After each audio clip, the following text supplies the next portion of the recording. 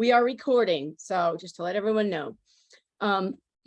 So I'm Maya Kovskaya, and I'm the founder and director of the Amar Mundi Multi-Species Ecological World-Making Lab, and we're based here at Chiang Mai University. So today we have a really exciting treat, which will be introduced to you briefly in a moment. But before, as people are still coming in, so everybody please mute your mics and turn off your video. Yeah, that way we don't have any interruptions. And later during the Q&A, you can post questions or comments in the chat. And then it would be wonderful if some of you would be willing to turn on your mic in your video and actually ask your question yourself. But Mintan is there to help if you feel uncomfortable speaking on screen or whatever. So that's all good. So I'm going to turn the floor over to Mintan after briefly introducing our fabulous moderator, who is also a member of the lab. So Mintan is an indigenous Mon researcher hailing from Mon State in Myanmar. He's a former Buddhist monk and an educator who's taught refugees in camps in Thailand and Myanmar.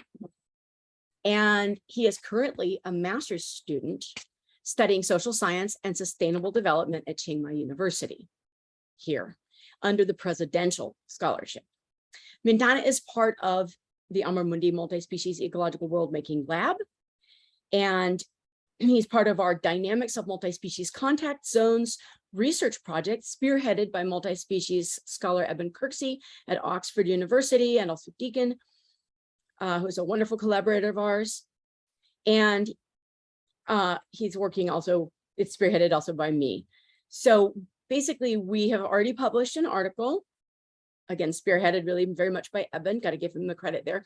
This author was this co-authored article, Mintan was a great contributor to, and along with some of the other lab members. And we'll share the link with you later if you're interested in what we're working on. He was also a scholarship participant in the Indigenous and More Than Human Ecological Justice Environmental Humanities Research in the Global South workshop at CMU that we just did recently. And his master's research is centered on community-centered sustainable development in Mon State, which explores the dynamics and challenges to multi-species sustainability beyond the dominant human-centric paradigm, and again, state and centralized capitalist power amidst political chaos in Myanmar. And his research is all focused on offering a mode of empowerment and reparation and regeneration for indigenous people, especially Mon people, his native people. As a native speaker of Mon, one of the oldest languages in Southeast Asia, his work seeks to promote the use of Mon language in an era when indigenous languages are rapidly disappearing. Mintan is also fluent in Burmese, English, and Thai languages. So he's a total badass, basically. He's also brilliant. So without further ado, let me turn the floor over to Mintan. He can turn on his mic and I will turn off mine. And we can have our speakers keep their video on. The rest of you, please do me a favor and turn off your videos and mute your mics for the duration, unless you're going to be asking a question during the roundtable. So let me turn the floor over to Mintan. Welcome. Hello, Maya, and hello, everyone. Should I introduce our talks, or should I? Yeah, you can just start out by introducing, well, you can introduce the lab and our speaker, and then after our speaker gives about an hour talk, we'll be having the round table, which can go up to an hour, but it depends on what we want. And you'll introduce the round table speakers, including me then. Okay. All right, so go ahead and introduce the speaker series and the talk and our fabulous headliner. Okay, let me introduce our speakers. Gregory T. Cushman, and I will read out his biography.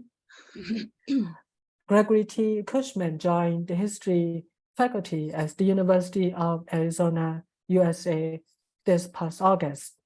After years at the University of Kansas, he specializes in global environmental history, Latin American history, Pacific history, and history of science, technology, and engineering.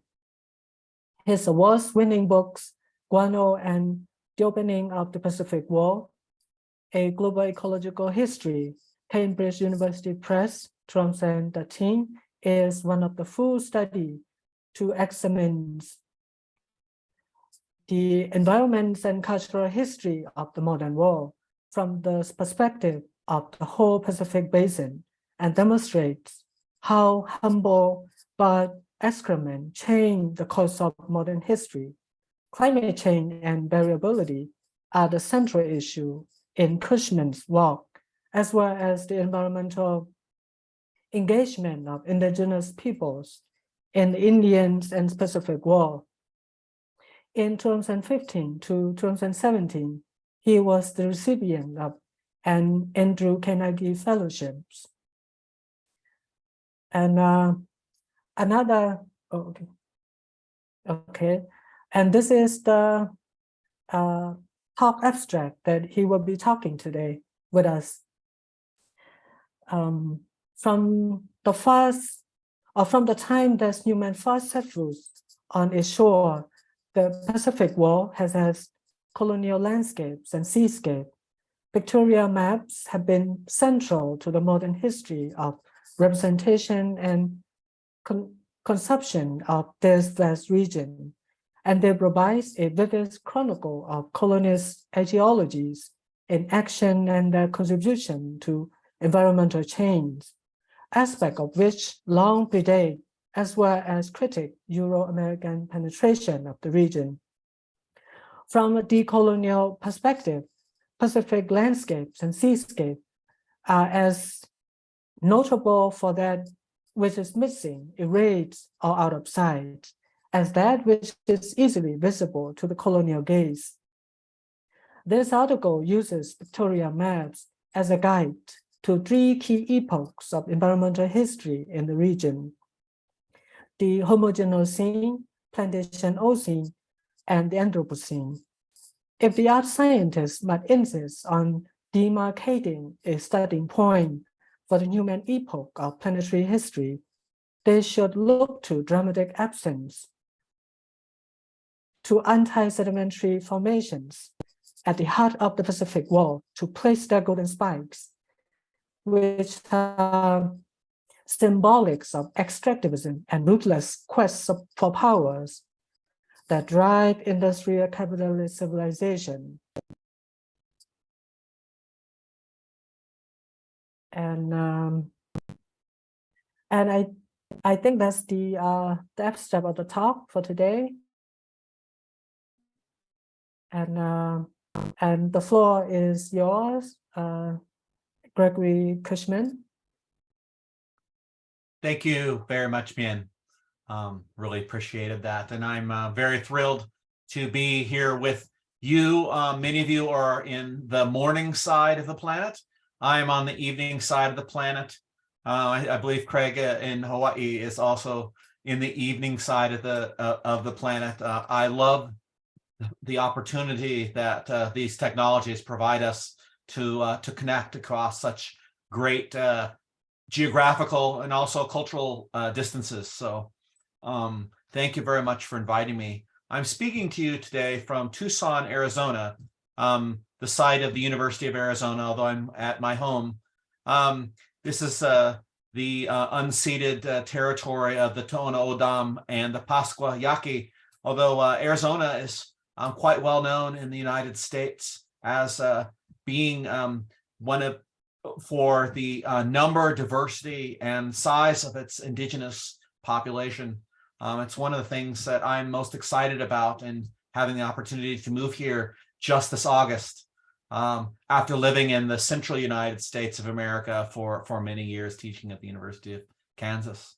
One thing to give you an insight about my perspective, and this paper, this presentation is about perspectives, is that I am trained as a Latin American historian and an environmental historian, and my gaze of the world as a scholar very much emanates from the Pacific coast of the Americas, both North and South, out towards what for me is the West, across something that covers almost half the planet, the Pacific Ocean and all of the territories encompassed within this basin. I'm going to go and share my screen now, and also share sound, because there will be a soundscape portion of this. I hope that works, because it's even more important than the visual imagery, I think. So I'm sharing now, and I'm going to start my presentation. Oops, not working. There we go. And use presenter view. I bet you see a black screen, because that's what I see. There we go. Can everyone see an image of an atoll environment? Yeah, I got a thumbs up there. So let me go ahead and begin. Move that just a little bit. There we go. So this is a study of anthroposcenes. During this talk, I'm going to introduce you to some powerful evocations of colonial landscapes and seascapes. By circa 1950 of the Common Era, the environments and societies of the Pacific world had been profoundly reshaped by the forces of colonialism and imperialism. And they were beginning to be touched, even down to the atomic level and in the remotest parts of the planet, by human activities. As an entry point into these histories, I'm going to seek to historicize. So using a methodology from my own discipline of history, to historicize a genre of primary sources, of historical sources, known as pictorial maps, which were experiencing their heyday of popularity at the time that we'll be talking about. Even more than other landscape and mapping genres, pictorial maps represent the experiential dimensions of living with an environment. They also emphasize the importance of membership. By that I mean both via who and what is included or present in the image, in the map, but also who or what is excluded or absent. And that's important to keep in mind when interpreting any historical landscape. Pictorial maps often give overt attention to historical actions involved in the continual remaking of the landscapes they portray. They're overtly interpretations of history, oftentimes. As a genre, pictorial maps have been especially central, I'd like to argue, to the history of portrayals and conceptions of the Pacific world, a region defined as much by its seascapes as by its landscapes. I think they provide a vivid chronicle of colonial ideologies and action in their contributions to environmental and social change in the region. In the process, I'm also going to hint at some methodologies we can use to begin, and I have to be humble here and say this is just a beginning to this process, to begin to decenter and to decolonize our perception and understanding of landscape. In the process, I'm going to lay out three great epochs in the environmental history of the Pacific region: the homogenous-scene, the Plantation-scene, and the anthropocene, which I'll define a bit later on. There's also, in terms of scenes, the capitalist-scene, the Thule-scene, the Necrocene, Professor Koskaya's favorite, the anthroposcene. Many of you here are familiar with these. And if you think all this talk about scenes, meaning recent or little obscene, there's a term and book for that too. I've titled this talk in its underlying article manuscript, which I think has been shared with at least some of you, and especially the panel members, Anthroposcenes in lowercase, always in lowercase, to emphasize that imaginary and ideological factors underlie all perceptions, representations, and chronologies, not only of the capital A Anthropocene epoch, but of nature-culture relations of any sort. And I also do this to underscore the artificiality of any proposal that seeks to periodize human or planetary history.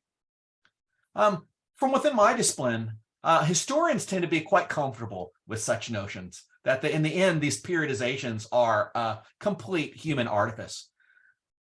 But some earth scientists would like to believe that they can come up with an objective, apolitical periodization of planetary history, rising up from the evidence itself, even when the environmental impacts of their own society are the thing that they're actually inquiring into. to provide a definition to lowercase anthroposcenes. An anthropocene is any image or representation that exemplifies societal alteration and manipulation of the natural environment, whether it's ecological or physical, intended or unintended. It's an analytical term, in other words, aimed at revealing both the natural and cultural processes underlying the historical evolution of landscapes and seascapes. I'm also going to end this talk with a provocation. If scientists are going to officially proclaim a starting point for the Anthropocene, capital A Anthropocene, in the post-World War II era, it should be at the colonized heart of the Pacific Ocean, in anti-sedimentary formations, marked not by presence, but by profound absence. And to give you a hint, the scene that you have before you is a crucial part of that argument.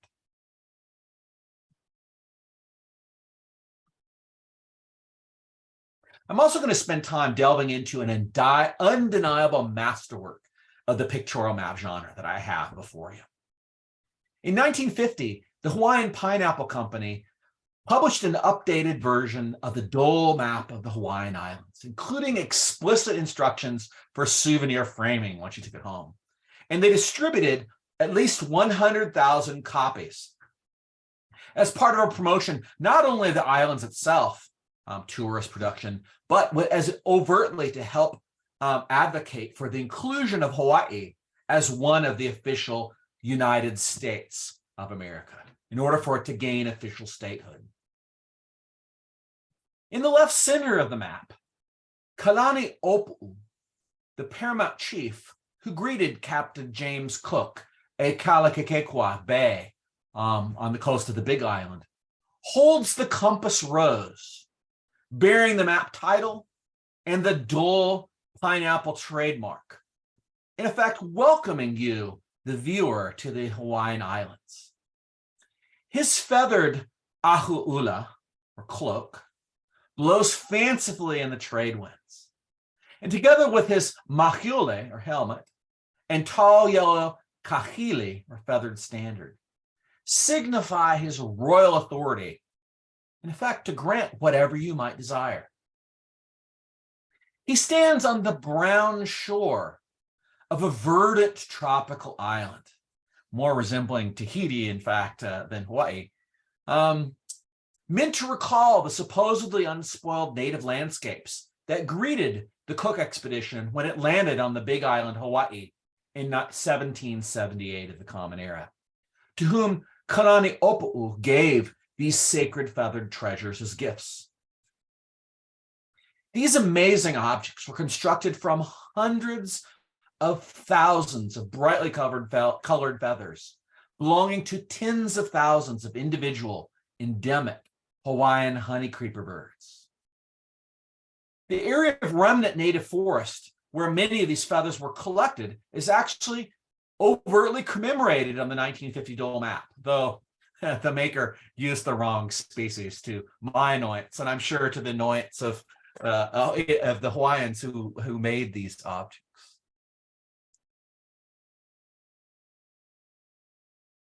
While on display at the Laverian Museum in London in the 1790s, these exact objects were used by a German artist, Johann Sophania, to give authenticity to his highly theatrical portrayal of the death of Cook, pictured here. This is from the 18th century, who was killed during a deadly skirmish that broke out after he threatened to take Kalani Opu'u, pictured here, captive and hold him for ransom over an accused theft on Valentine's Day, 14 February, 1779.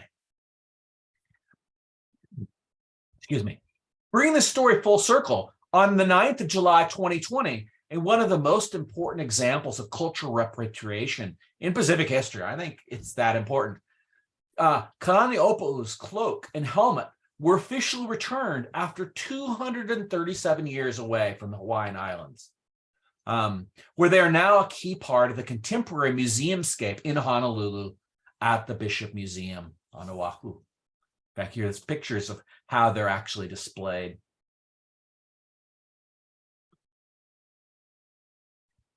The 1950 Dole Map by Hungarian-born artist Joseph Fehér represents a significant departure, actually, from previous pictorial maps of Hawaii on which it was partly based.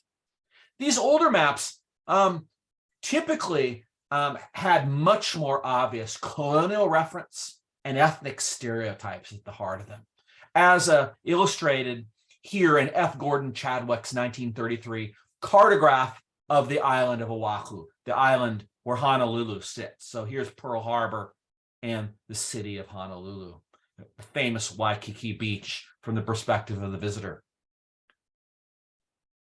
We zoom into the central part of this here.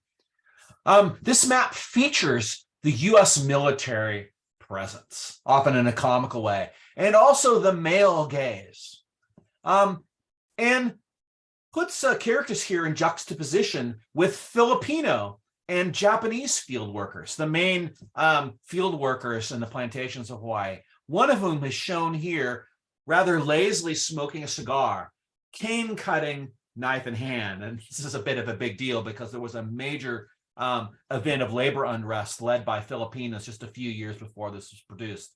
And you can see in the caption, he's engaged in a conspiratorial conversation, citing one of the most important nationalists in the history of Philippines independence movements.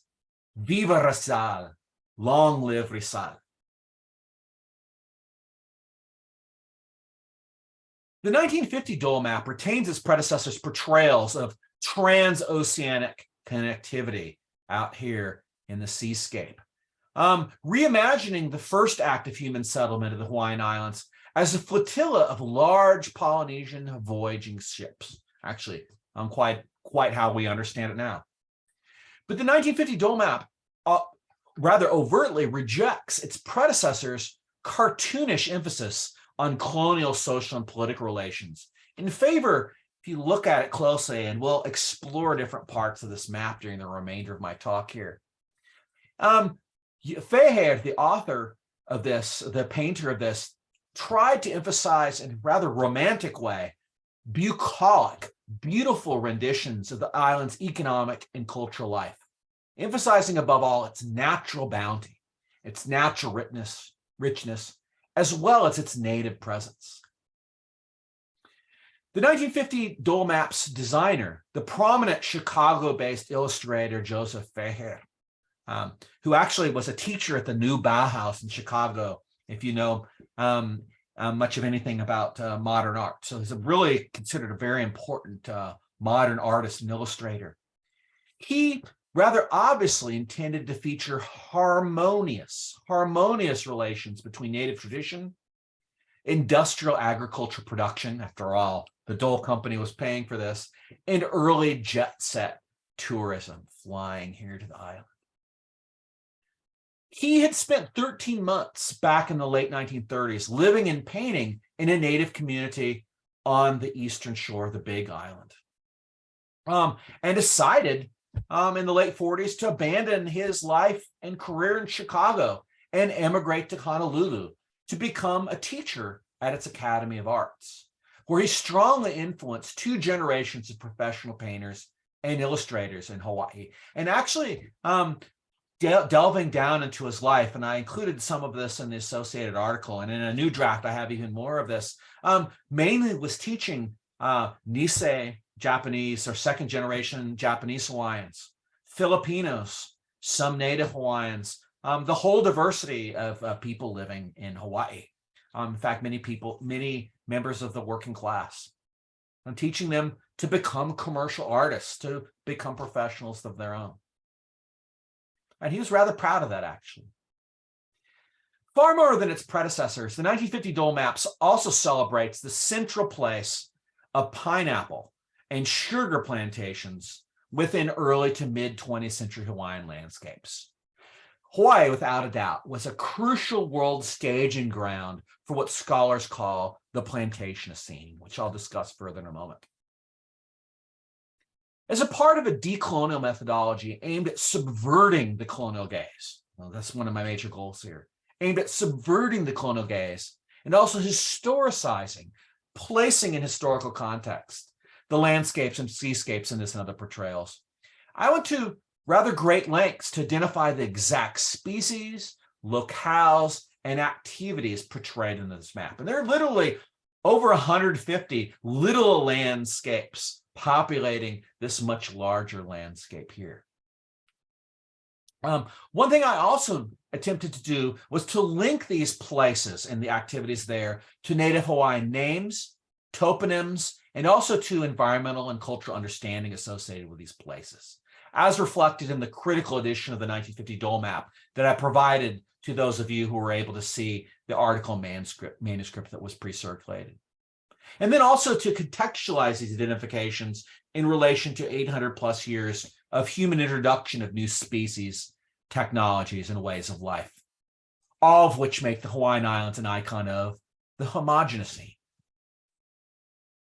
I think the map's striking portrayal of geological relief, seen in the mountains here, evoking the cliffs that line Lanai, also over here.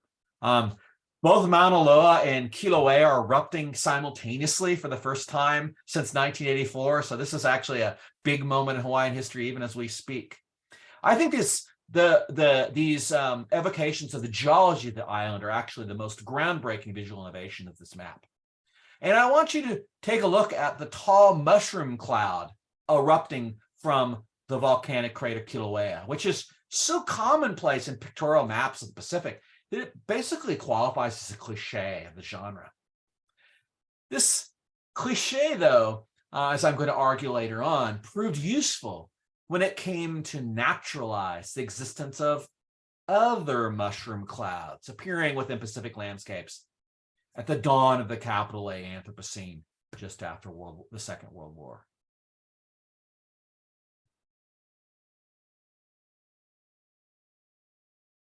So, as I mentioned at the beginning, I like to put the main argument here about 15 minutes in, making sure those who might have arrived late get a chance to hear it, also to help enter in through the map itself. What's my overarching argument? What place does the Pacific have in world history? Whole libraries of books have been written about the Atlantic world, with histories of African slavery and its overthrow inarguably at their core. And again, I wanted to mention, I was trained as a Latin American, as a specialist also on the Caribbean Sea, in which the Atlantic world is a dominating paradigm, even for understanding things on the Pacific coast. There's a lot of utility in that, especially for understanding the connectivity of the Americas with Africa and with the institution of slavery. I want to suggest here today that societal engagements with the Pacific environment are well on their way toward providing a similar conceptual center to Pacific world histories, historiography.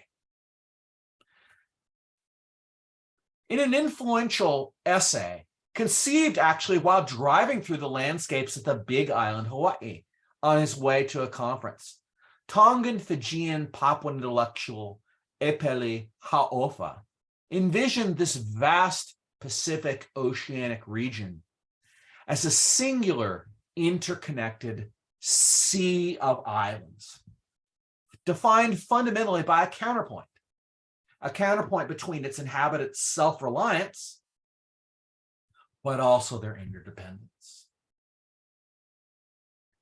Following Hau'ofa, I think it's the counterpoint between isolation and connection provided by the Pacific Ocean itself and its sheer vastness as a marine environment that provides a fundamental unity to so many of the currents that have shaped the region's multifarious, highly diverse histories.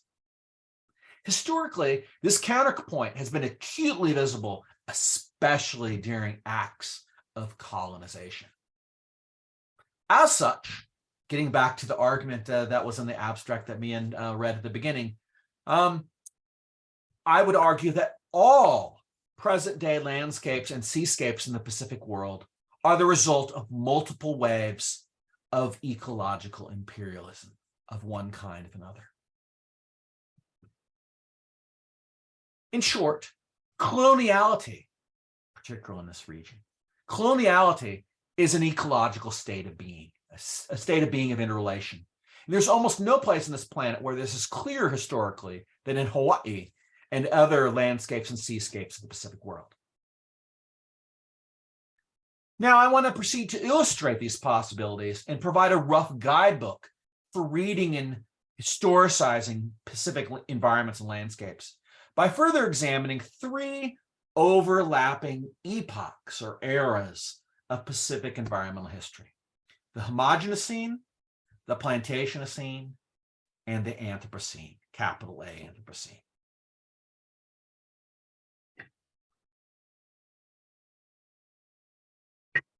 The homogenocene is a concept first used by conservation biologists back in 1999, before the Anthropocene, in fact, was coined, to recognize the intense biological homogenization that the world has been undergoing in recent decades. In Australasia, the regions basically just to the south and to the east, all the way down towards Tasmania. In this region, the homogenocene arguably began with the intense hunting of megafauna 40,000 or more years ago, whose disappearance, in turn, inevitably resulted in large-scale changes in the vegetal landscape, in the floral landscape. Now, the jury's still out whether human societies were actually the main cause of this, and I want to leave that controversy aside. But certainly, hunting was part of this, and extinction was a critical factor in the transformation of landscapes on the western shore of the Pacific. The Pacific Ocean, as an entity itself, as an agent of historical change, engaged in its own colonization of sorts, of low-lying areas, as continental ice sheets melted at the end of the last ice age. This, of course, presages or points us toward what's going to happen, what is happening to low islands and coastal regions right now and into the future as a direct consequence of anthropogenic climate change. There's no doubt that the colonization of remote Oceania, places like Hawaii, Rapa Nui or Easter Island, Aotearoa or New Zealand, brought about intense biological homogenization in each of these locales. In the Hawaiian Islands, a whopping 77 bird species and subspecies have gone extinct during the past 1,000 years. The majority before the 1770s, when Kalani, Opu'u, and Cook had that epochal encounter that I started my discussion with. I want to focus again on that incredible feather cloak of Kalani, Opu'u.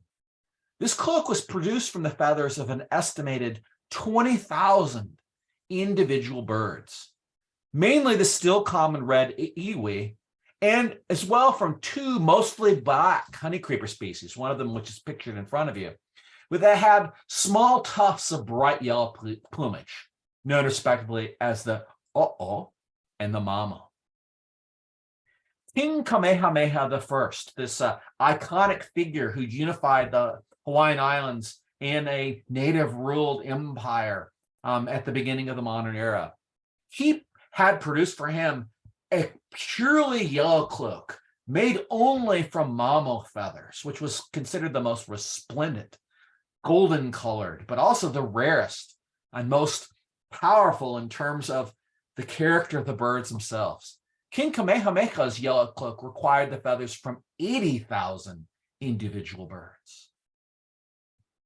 This, she might begin to think, must have had quite an impact on the birds' populations in terms of their hunting and trapping.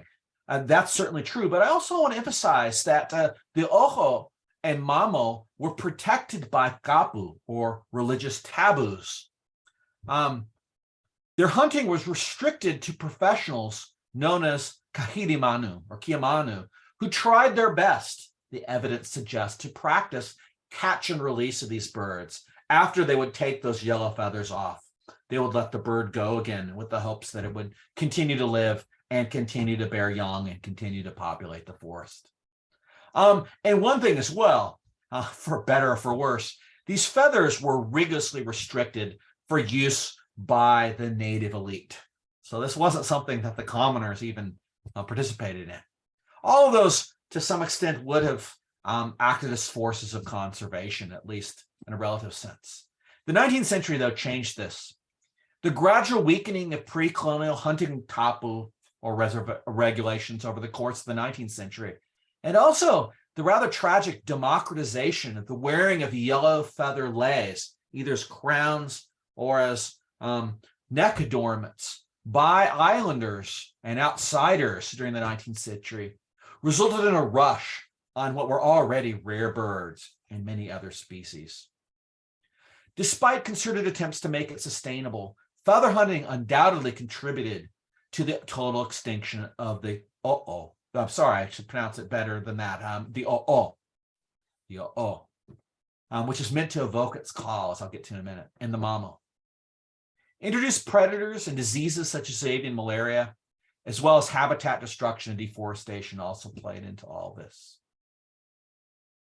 I'm going to try to play for you now an intentionally haunting evocation of the final recording of a Kauaian o'o in 1987 before it presumably went extinct.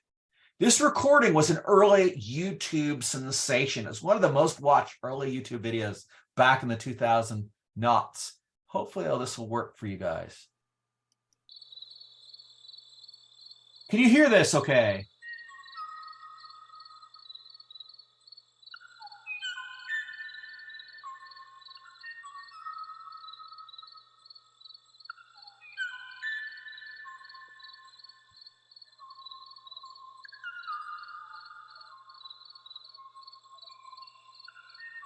This is the call of a solitary male, perhaps the last living example of its kind, futilely calling out for mate. Its native name, o'o, is meant to be representative of its call, an onomatopoeia. The interior landscapes of Hawaii are thus notable for that which is absent. To come back to the theme. Molokai, Maui, Oahu, and Kauai as well, where these closely related birds have all become extinct. The calls intentionally made by the producer to seem melancholy and distant, depressing. I have to add, though, because this is about landscapes and seascapes, that creaking call that you have here in the background is actually tree frogs or crickets, recorded some other place in the world as popularized by Hollywood movies. So it's fake, although the call is real. I'll play another one for you.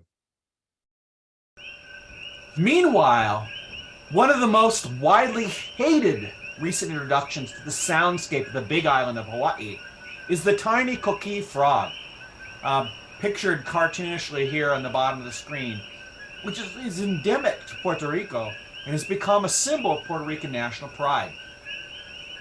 These small frogs, excuse me. These small frogs have spread around the world in close association with plantation crops and the international trade of tropical ornamental plants. This version is actually recorded in Hawaii. And there are versions of it that last up to 10 hours that you can find on YouTube that are meant to help you go to sleep.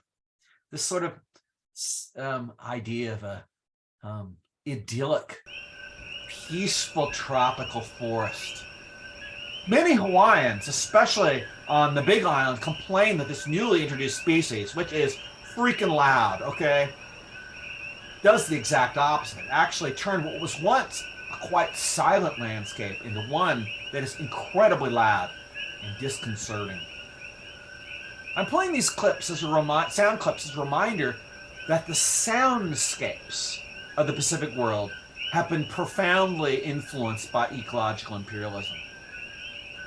To those who know them best, landscapes and seascapes always include not only soundscapes, but also smellscapes, tastescapes, touchscapes, even extrasensory connections to the sacred or spiritual. Not only the sitescapes that are favored by the Western tradition of landscape interpretation. These soundscapes have been deeply altered, tragically altered by human agency, as a hallmark of the homogeneous.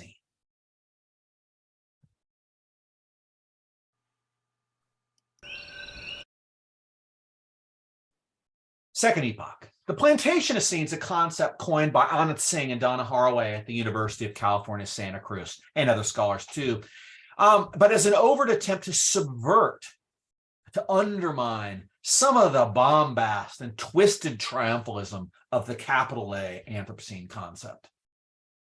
The Plantation concept highlights the centrality of the plantation to modern environmental, economic, social, cultural, and geopolitical histories. As an institution, the plantation is without a doubt a hallmark of both coloniality and modernity. And there are few places on the planet where this has been more obvious and far-reaching than in the Pacific world, and even more specifically in the Hawaiian Islands.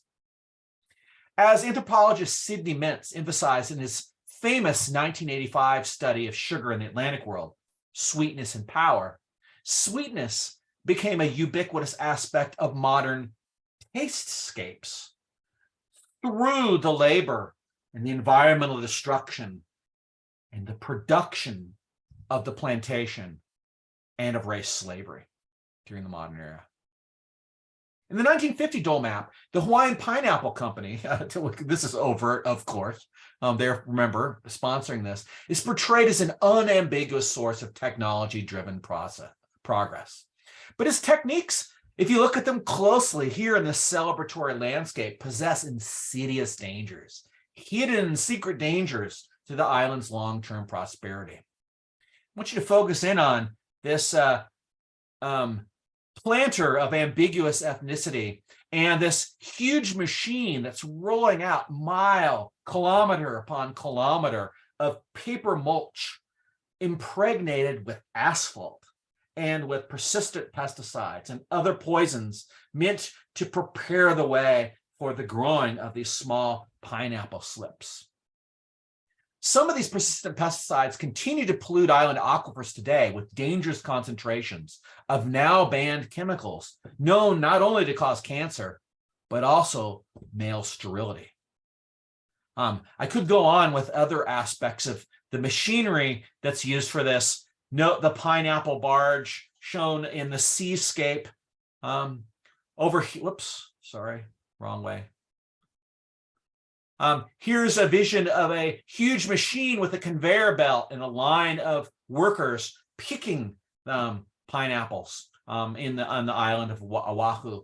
And one thing to keep in mind is that the main labor and cost of farming pineapples actually came from work, was involved in the handwork that's involved with all this, despite these attempts to mechanize things. And this played a critical role in the eventual extinction of the pineapple canning industry itself in 2007, when companies like Dole, like Libby, decided that Hawaiian workers were simply too expensive for this sort of thing. And now the pineapple industry has moved to other places in the world, such as the Philippines, Malaysia, Costa Rica, Vietnam, and Ecuador. And actually Thailand is one of the most important producers of both canned and fresh pineapple in the world, taking on this chapter of the plantation scene in the history of the lands where many of those of you who are participating here today inhabit.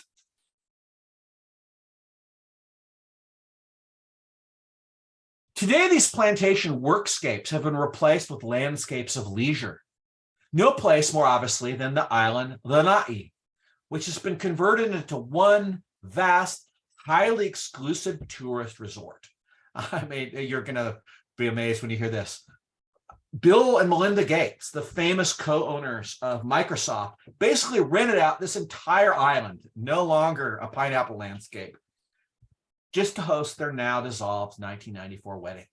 The island's now owned almost entirely by billionaire U.S. tech mogul Larry Ellison, symbolic of how the plantation scenes now plantations of wealthy tourists and those who supply their needs.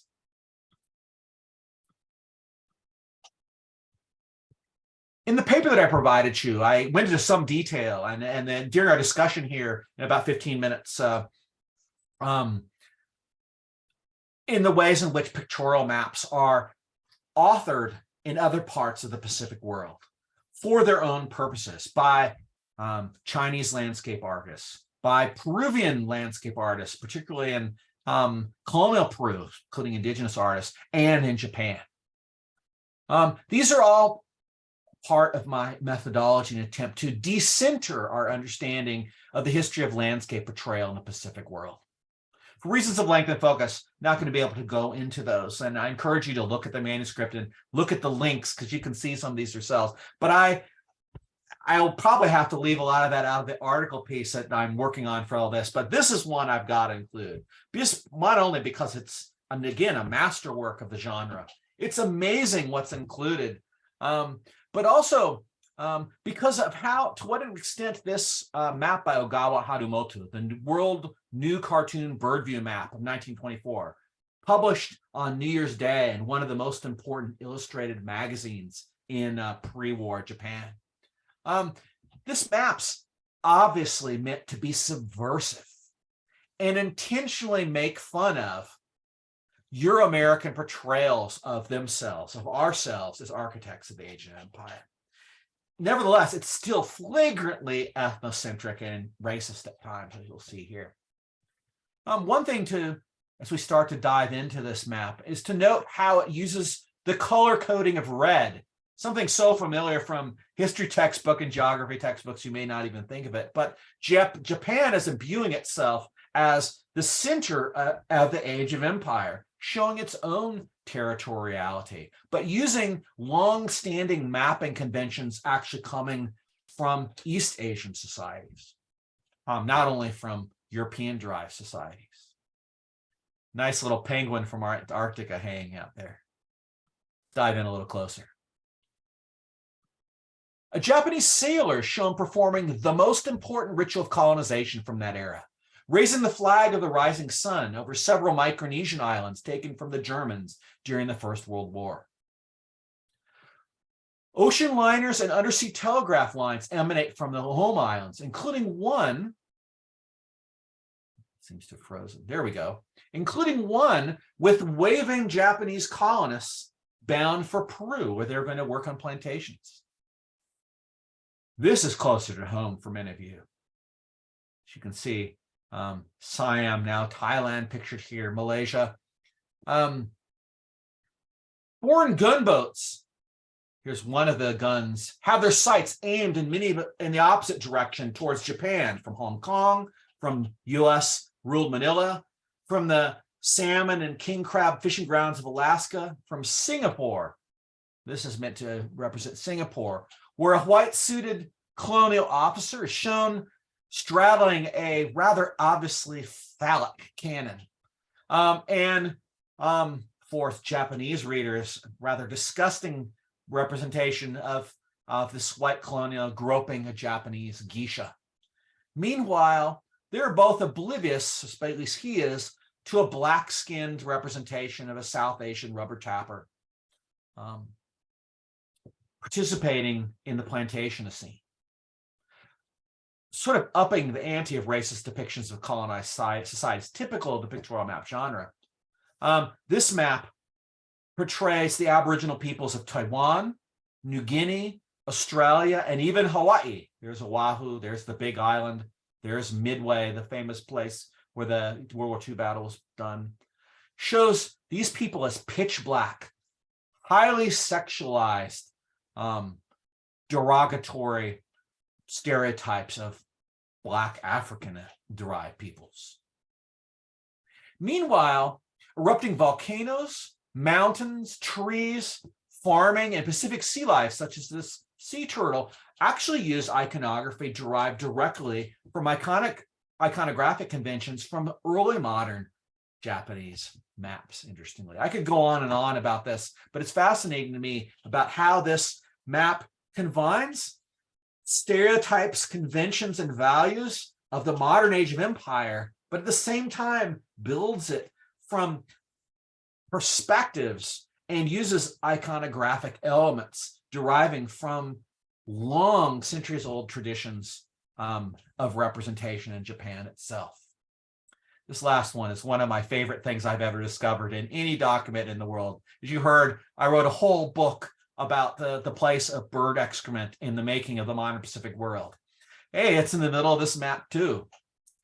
Japan's new empire of guano and phosphate islands in the Western Pacific is represented by a clear predecessor. Yes, a clear predecessor to today's smiling poop emoji on your cell phone or other electronics.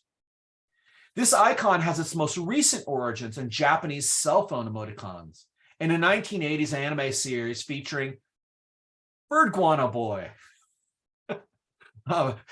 Dragon Ball, if you've ever seen that series, has it in it. But its use expanded spectacularly and began to take the form as we know it, beginning in 2007, when a trans-Pacific team of engineers working for Google incorporated the spiral poop emoji we're familiar with an animated fly at first, into a project that was designed to expand Google's tech empire in Japan and Asia by convincing youth in Japan and China and other places to use Gmail. How more contemporary as a connection can you get to that? The 1924 map's caption here reads, this is Rasa Island, let's mine phosphate from albatross shit. I bring this up importantly because it falsifies the assumption that many have that European-derived societies have been the predominant architects of colonial landscapes and seascapes and their representations in the Indo-Pacific world. Derived peoples haven't even been the main creators of its pictorial maps.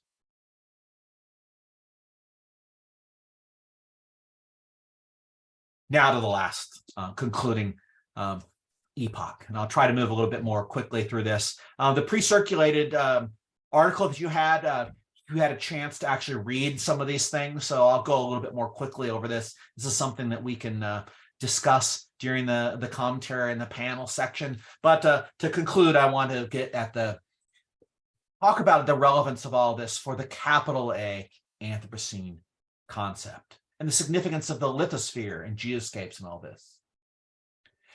Just to review briefly, the Anthropocene concept originated at the turn of our present millennium among a group of global change scientists who have come together through a relatively small group associated with the International Commission on Stratigraphy, and they've officially declared their intent, not finalized yet, but their intent, and it doesn't seem anything's going to stop this runaway train, to declare circa 1950 of the Common Era as the official beginning of the Anthropocene as a geological epoch of Earth history. Now, those of you who know Professor Vizcaya well certainly know that I'm not the only one who is soured on this presentist, ahistorical, intellectually parochial, anthropocentric, apolitical proposal for periodizing Earth history. One reason I use the uncapitalized term anthroposcenes is an overt attempt to destabilize this. I'll point out here that this image coming from a major museum exhibition on the Anthropocene held in Germany at the Deutsches Museum for History of Science and Technology has the human thumbprint, I think it's a left-hand thumbprint actually, on the North Atlantic, of course, showing you the geocentrism of a lot of this. I have a lot of other critiques of the Anthropocene concept, and that might be something worthy of our discussion. But I want to, before I talk a little bit about how this relates to Hawaii and Micronesia, I think there's some valuable insights into human-environment relations that the Anthropocene concept provides. First and foremost, it compels us to recognize that societies, both ancient, modern, and contemporary, have long acted as agents of geological change and transformations. And our activities, both now and the more distant past, will almost certainly leave a geological mark that will last millions, maybe even billions of years into the future. The Anthropocene debate, I think, also draws our attention to our interactions with the mineral kingdom and with the lithosphere. With the obvious exception of histories of mining and chemical pollution, the third kingdom of the natural world has not received nearly as much attention, at least in my discipline, environmental history, as the plant kingdom, the animal kingdom, or the microbial kingdom. One of the hallmarks of modern industrial societies and in modern capitalism as well has been its exploitation and its extraction of substances from the Earth's rocky crust and the use of these to produce energy, food, and an infinity of new materials, objects, and structures. One last thing that I like about the capital A Anthropocene concept is it still has a holistic view on the planet, at least in terms of Earth systems, and is an antidote in some ways to a very, very narrow preoccupation with climate change, or even worse, with just greenhouse gases and CO2 as the drivers of where the planet is going. The Anthropocene concept requires us to think much more broadly than that, or perhaps not broadly enough. To conclude, I want to take a detour that then I'll promise to bring it back to Hawaii, of a definitive Anthropocene in the Marshall Islands group known as Inuitak Atoll. I imagine you've seen images like this before. In fact, they're almost cliche. What a terribly cliche, especially from a North American point of view about our relationship with the Pacific. At 19 hours, 14 minutes, 59.4 seconds local time on Halloween, 1952. So this is the worst trick or treat in history. The US of A detonated the largest explosion ever set off on the face of Earth to date on Inuitak Atoll. This was the world's first hydrogen bomb explosion of real consequence. It completely obliterated the small coral island of Alujilab, or Aluklap, to use the Marshallese term, generating a pyrocumulus cloud shown beginning to rise here that reached over almost 200 kilometers in diameter, that penetrated 19 kilometers high into the stratosphere, and that sent a 7-meter tsunami across the entire atoll that swept adjacent islands completely clean of vegetation, leaving behind a dark blue hole in the bottom of the Pacific Ocean.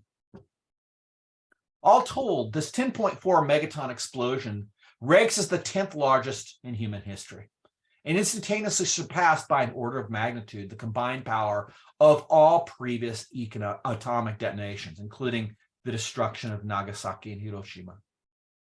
4 of the top 10 and 26 of the top 60 atmospheric thermonuclear detonations took place in the equatorial Pacific. And that's important with regard to the mark they make, because unlike northern bomb blasts and far northern volcanic blasts close to the pole, these tropical blasts send out their emissions reaching both north and south to both poles. They're truly global in reach, unlike those detonations that were done in China, in Australia, in Nevada, the US of A, in Kazakhstan, or in the far north of what's now Russia. Looking here, so here we have the location of Inuitak.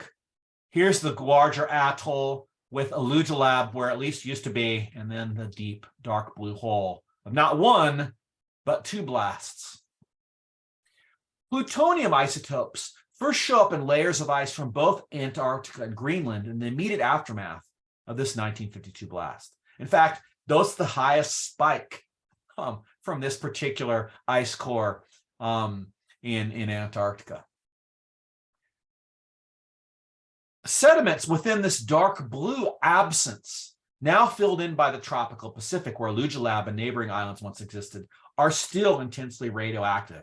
New study just came out showing that they're still intensely radioactive at this moment. In fact, the radioactivity is so extreme here, despite spending tens of millions of dollars to try to clean it up, hundreds of millions actually, that native Marshallese have not been allowed to resettle many parts of this atoll, even though they like to.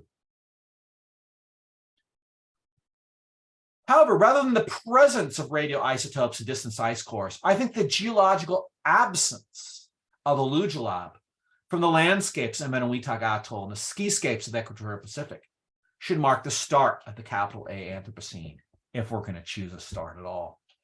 To be frank, I've come to despise the conventional Anthropocene proposal.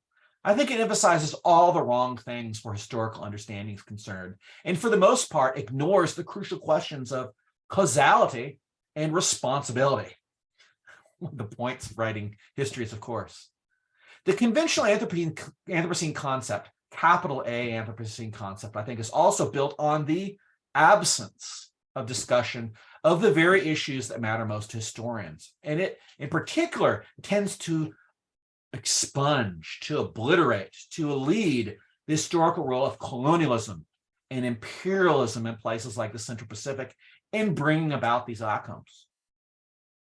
If we're going to drive a golden spike somewhere to mark the beginning of the capital Anthropocene, and what's more imperial than driving a golden spike as if it's the transcontinental railroad crossing the North American continent? I hereby nominate the radioactive infill and overlying ocean of this 2-kilometer wide by 50-meter deep anti-sedimentary formation where Alujabab once stood. As we saw in histories of the homogenous and Plantation, absence can be as important as presence in defining historical landscapes and seascapes. One final slide. I don't want to end with those terrible, almost cliche anthroposcenes of the nuclear sublime. Instead, want to bring this back to the 1950 Dole Map. A marine geologist from Southern California, I actually found this in an archive at Scripps Institution of Oceanography in San Diego, picked up the pictured Christmas card. So happy holidays, everyone. On his way back home from Operation Ivy to explode that bomb that we've seen representations of in 1952. This card, as it says on the back, was produced by the Honolulu printing house of the Chinese Hawaiian Raymond Mong Konglum, who is well known for his humorous postcards and greetings cards that he sold not only to locals, but to visiting tourists. The designer of this particular Xmas card was none other than Joseph Fahey, Lum's business partner, the creator of the 1950 Dole Map of the Hawaiian Islands. A conventional critical perspective on the typically male colonial gaze might argue that these atoll seascapes shown here on this card serve to overtly naturalize and normalize the testing of, you notice the mushroom cloud again, it's transferred from Kilauea here to Alujabab in the background. One possible interpretation of this is this is meant to naturalize the explosion of these thermonuclear bombs in Pacific landscapes. And it's no accident that Fahey juxtaposed this explosion with an unambiguously Pacific, meaning peaceful, image of coconut palms, native life, outrigger sail canoes, sailing on tranquil waters beneath the glow of the Christmas star. Such iconography was commonplace during this era. The US Navy had a cake that was a mushroom cloud over Bikini Atoll, baked to celebrate its two explosions that it did in 1946, all of which took part in what critics call the creation of the nuclear sublime, I think the details of Fahey's own artistic career and other works, particularly his intense interest in Native Hawaiian culture and history, which brought him to the Hawaiian Islands in the first place, his close relation with Asian Hawaiians as students and compatriots as artists, argues strongly against viewing this as a naturalization of the explosions, and instead for viewing this Christmas card as a critique rather than a cover-up of the violence committed by these explosions. I think this card can be interpreted as an expression of horror as well as of hope, though I imagine many of its purchasers saw it as little more than a joke. In conclusion, and here's where I'll end, as critic Deborah Lovett cautions us in her own interpretation of the nuclear sublime, and I think this is something that speaks for how we look at these sort of imagery, look at pictorial maps, look at landscapes, look at seascapes. we must not content ourselves with, quote, the worship of surface, unquote, and instead confront overtly, quote, the deliberate deadening of consciousness, unquote, that such imagery can evoke.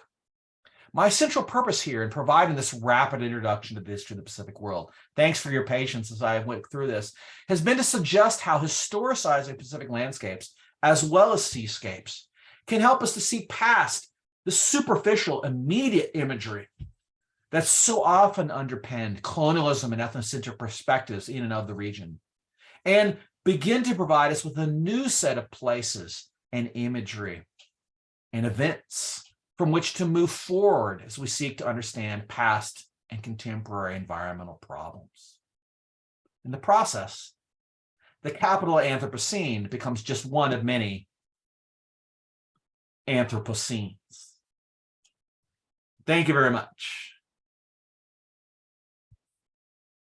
Love to turn things over now, and I'll stop sharing screen. There's a genealogy of those poop things.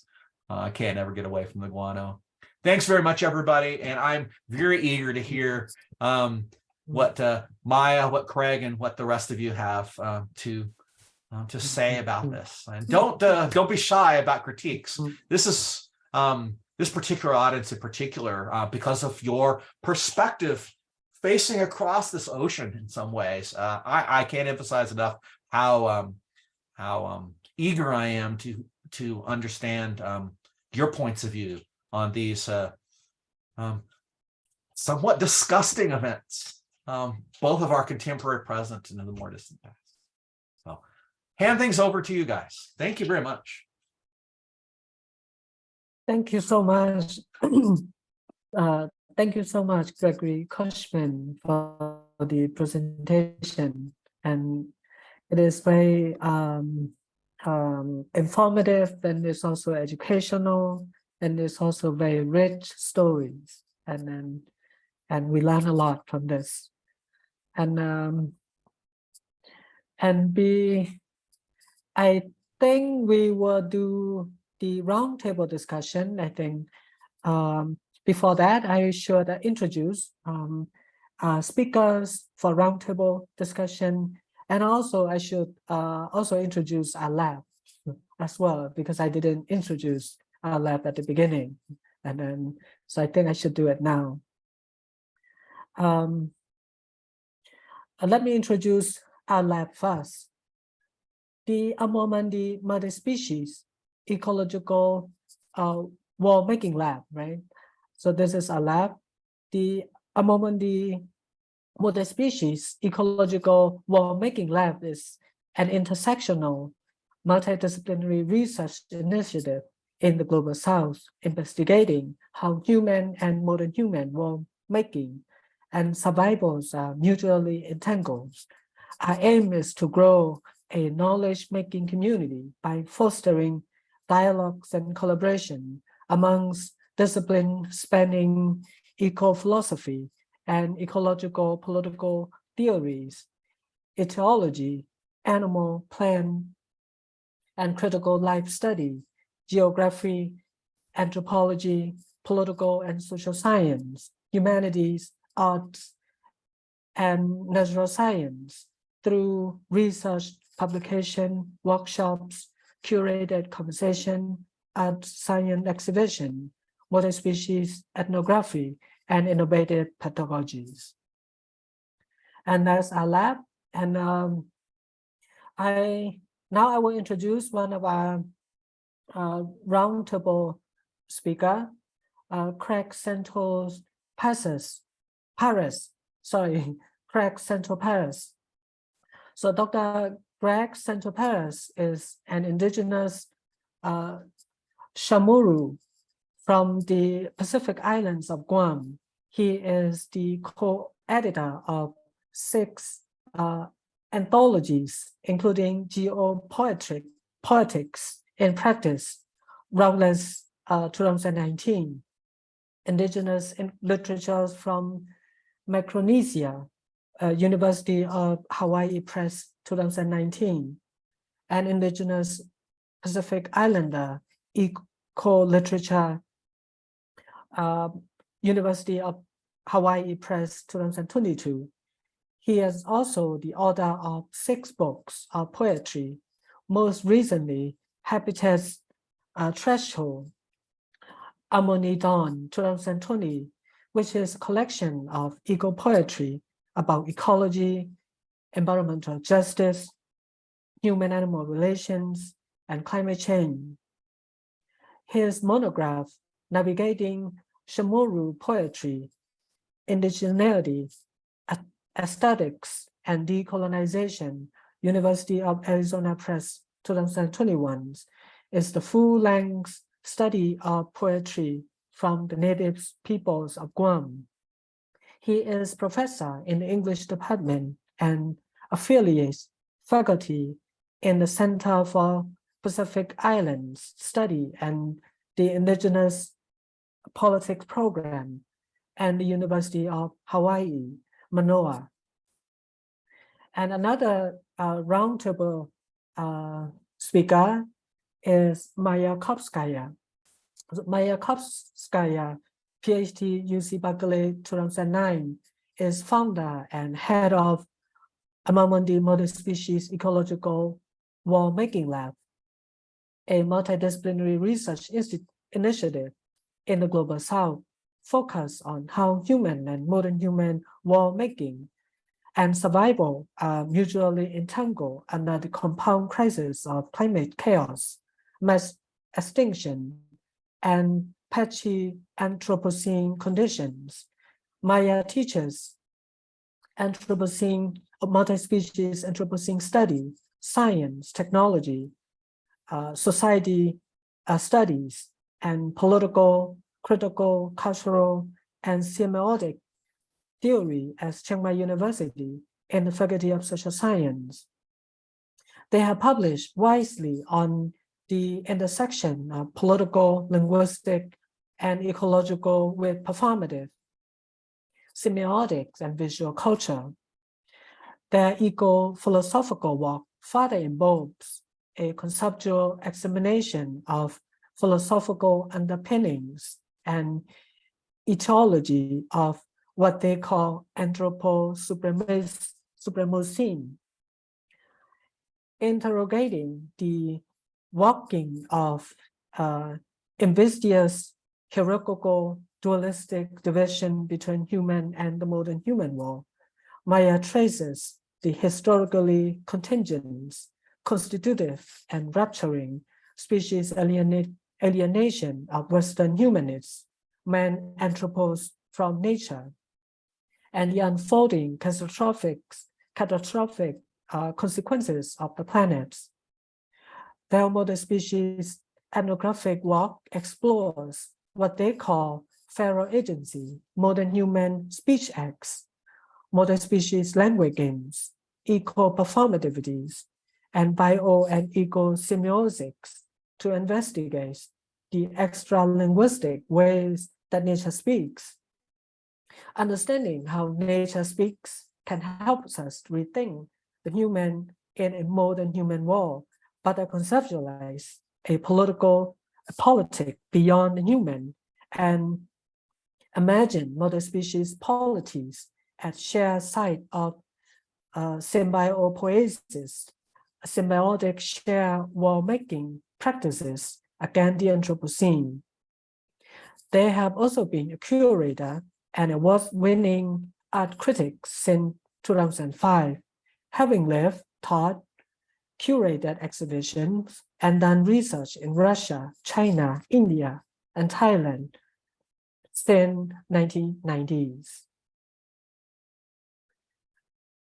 And those are roundtable discussion speaker, and I think the floor is to you all now. I just want to say thank you so much, Mintan, Greg, and Craig, and all of you in the audience as well, plus all the people working behind the scenes at the lab for helping put this together. I'm really excited for this conversation. Maybe I could start with my rather idiosyncratic land acknowledgement, because as a virtual event, we are on many, unnameably many, countless traditional lands of indigenous people. But I want to go beyond the usual land acknowledgement to say the following, and this is sort of a part of the mantra of our lab, that we acknowledge that this land that we speak, work, and live on belongs to all earthly beings, past, present, and future, including the many diverse indigenous peoples who came here and made homes long before there were nations or states. But acknowledgements are not enough. We need to actively begin decolonizing our relations with othered humans and the more than human natural world, returning stolen lands to the care of traditional indigenous custodians who have proven their capability and will to preserve biodiversity and landscape integrity in the lands under their stewardship for millennia is one of the many needed steps. So to borrow the words of Tuck and Young, decolonization is not a metaphor. So I would love to hear from Craig, who's, I'm a huge stan of your poetry. I've taught it in my classes. Some of my students have read the Thanksgiving and the Plantation scene poem that we studied last semester, even before the wonderful Promise of Multi-Species Justice book came out. Maybe we can start with some thoughts from Craig, and we're just gonna have a really chill, relaxed, informal conversation between not only the three of us. Mintan, you got to turn your video back on because you're definitely part of this conversation. And then we'd love to also have people in the audience leave, questions and comments, which after we have a chance to talk a little bit amongst ourselves, Mintan can start to field and throw out for us to have something more to chew on, to make this a bigger, wider conversation than just between us four. So Craig, you have the floor. I would love to hear your thoughts on any of the things that came out of this talk. Yes, well, Hafade aloha. Thank you, Maya, Mintan, for the introductions, and to Gregory for that really thought-provoking talk. I have so much to say after, I'm familiar with Gregory's work on his previous book on guano, which I think is an important work of the Pacific, and seeing how your new work is exploring these new concepts, but definitely related, is really exciting. And obviously living in Hawaii, I'm familiar with the Dole Map. It's very famous, but hearing the background of the artist, as well as Gregory's quite deep analysis and critique, and of course historiography of that map, was really compelling. One of the main lessons within Pacific Studies that we always teach our students is to analyze and critique and interpret a lot of the colonial maps that were placed upon the Pacific, including such colonial names and mappings as Polynesia, Micronesia, Melanesia, the naming of the ocean itself as Pacific, and thinking about how these colonial mappings have ideological underpinnings, as Gregory mentioned, and how we can then subvert and decolonize, decenter these colonial and imperial maps, and in response to, of course, assert and revitalize our own indigenous mappings of our ocean and islands. And that, as Gregory mentioned, often involves kind of reestablishing indigenous names of islands and waterways, and so on. And so, to me, Gregory's talk really highlights the importance of understanding maps and the politics of mapping, and of course, being a historian, as Gregory is, the historiography of maps. And so, that was what really struck me. And then, of course, thinking of the Anthropocene and other debates as a kind of mapping, of course, a different kind of mapping where it's mapping of geological timescales. And so, I'm thinking also about how, or the difference between mapping landscapes and seascapes versus mapping, timescales, or perhaps timescapes in a way, and thinking about, of course, the relationship between space and time, and the scales between the past, present, and future, between the local and the global, as I think Gregory kind of walked us through in his presentation.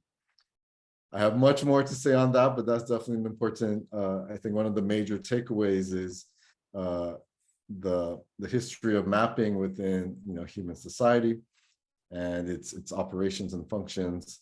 Then of course, imperialism and colonialism and the importance of decolonizing those maps, and of course, asserting new maps, and thinking about what Maya just said, kind of remapping our indigenous worlds, and of course, mapping the more than human worlds as well.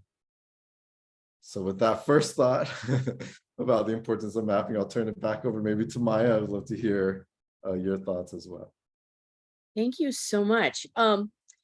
Wow, this talk was incredibly rich, and this is a huge gift to my students because it touches on so many of the themes that we've been covering over the last 2 years. I think there'll be hopefully many thoughts and comments in the chat from students and other visitors.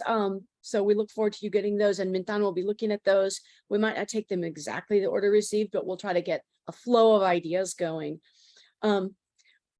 There are so many things that I would like to respond to, but let me start actually with a question, because there were so many wonderful things to highlight that would take me 20 minutes. I want to start with a question of, since you have looked, Greg, at how important the absent is in actually just inscribing and transforming the landscapes, the seascapes, the soundscapes, the smellscapes. It's all the various sensory scapes that comprise our ability to have some sort of sensory perceptual relationship to the natural world, how they've been mediated by all these different forms of representation, which are so saturated with ideological agendas, with the colonial projects, with capitalist ideologies, and with again, of course, human exceptionalist, anthroposupremacist ideas as well. And I absolutely agree that one of the biggest dramatic problems that the geostratigraphic, big capital A Anthropocene, can't help us with is in the realm of absence, because the stratigraphic record is really about a kind of indexing of presence, the presence of things. Like we've talked about the chicken bones, the plastics, and the other, and then the isotopes and novel entities that will remain for millions or billions of years in some tiny thin line in the rocks, long after humans or any of our kind, and perhaps even our kind of life, are gone.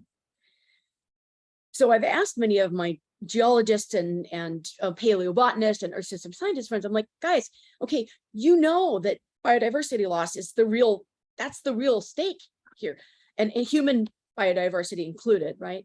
Biodiversity loss is the biggest reason why the Anthropocene concept matters, right? Because the world is being radically transformed in a way that is it's a necrophiliac form of existence. It's a thanatopolitical moment. So the necrocene or the extinctionocene, or to think about the necropolitical aspects or necronomic aspects that Mbembe and others talk about, are all so important. Thinking of death, loss, disappearance, erasure, that goes along with mass extinction, which is why those landscape changes matter most. I believe, maybe I'm a biophiliac and that's my personal bias, but I think the reason that we care is because of the specter of death. And so, as I've talked to my friends who are system scientists and stratigraphers and stuff, who are fighting their good fight, and to their defense, they're not looking at historical timescales. They don't have an apparatus for analyzing. They don't have a set of concepts for making sense of them. And because the stratigraphic, lines that get that golden spike, they don't have a space for history at all. So they have never before these Anthropocene dialogues began, which I know, you and I met in Berlin in 2016, I believe, there was this huge gap between the natural scientists working on these dramatic planetary scale changes, and then people in the humanities and social sciences. And over this past decade plus, through projects like the Anthropocene program and curriculum at the HKV and many, many other projects, slowly the folks in the Anthropocene working group especially have been engaging in dialogues with people like us and listening to our critiques, but they also are sort of powerless to, their apparatus interferes with their ability to bring in the political. So the depoliticization of their tools is already overdetermined. And so some of them have, I think, not all, but some have acknowledged that a full and accurate description of what's really going on, as well as an accurate set of causal explanations, requires the presence of other disciplinary voices to fill in the gaps that they simply do not have the conceptual and empirical tools to fill, right? Because there is no history in the rocks and the strat, they can't see it, they don't know how to read it. And some of them understand that, and so have been open to these new conversations. Although resistant to the idea that our critiques of anthropos as not all humans actually at all, but a very small subset of humanity that I think of as this historically specific white, European, upper middle class, heteronormative, patriarchal, misogynist, anthroposupremacist, colonial capitalist kind of dude. And yet who was still a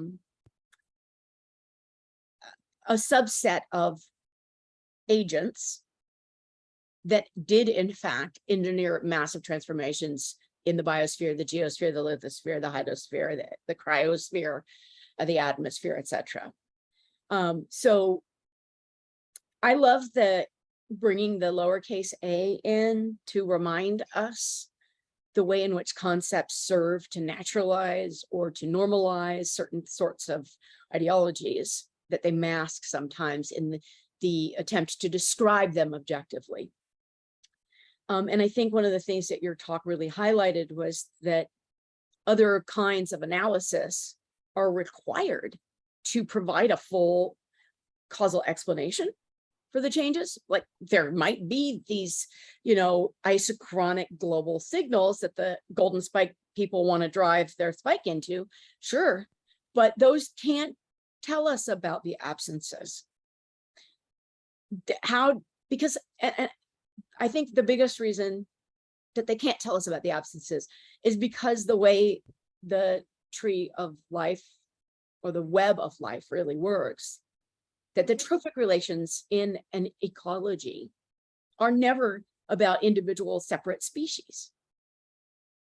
But as we've been talking about with my students, there is no pre-existing individual units, but rather, especially in an ecological context, we are mutually constituted and always in the process of co-becoming through our relationality with one another. And ecology is the prime instantiation of that relational onto-epistemological co-becoming, right?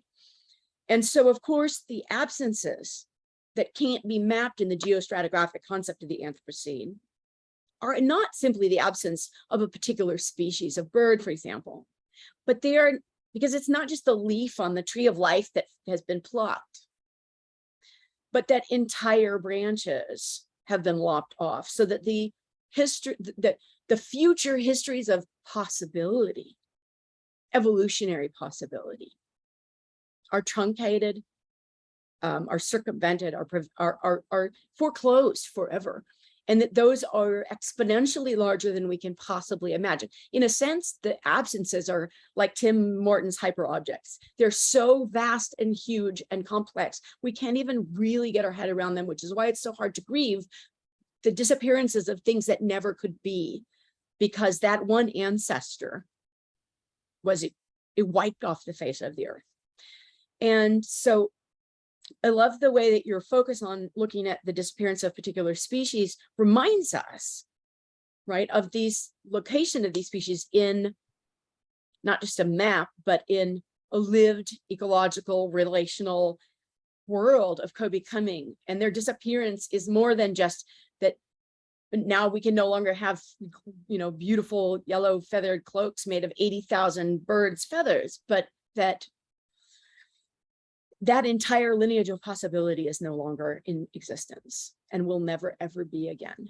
And that the enormity of that is so grievously, astonishingly huge that I think we have to stop for a moment and try to get our heads around something that's impossible to fully get our heads around. But I think that your presentation brings us into that. So my question that all this prefacing kind of goes into is, so these images you've showed us demonstrate mainly the masking techniques that serve certain ideological agendas, that make present certain things. What kinds of images, and maybe images can't do it all, but what kinds of images or stories can make present the absent? What kind of stories do we need to be able to tell? Images do we need to be able to make? Representations do we need to be able to create that could do justice to this unspeakably enormous loss of all the futurity of all the life that disappears with that one ancestor's extinction, or all the possibilities that are erased in the human world as well by these enormous acts of necropolitical violence? How do we even begin to get our head around those and do justice to that loss?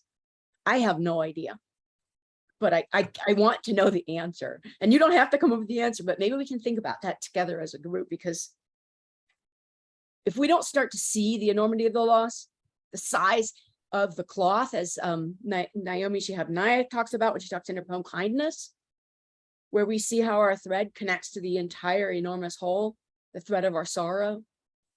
We need to see the whole cloth of mass extinction, and that includes of indigenous cultures and languages and peoples, as well as other species that are not human. How do we deal with this? Well, that's Sorry, the bomb of it. No, this is, you've encapsulated, and of course you've been thinking about these things for years and years. You've hit at the thing, what I love most and hate most about the whole Anthropocene debate. Yeah.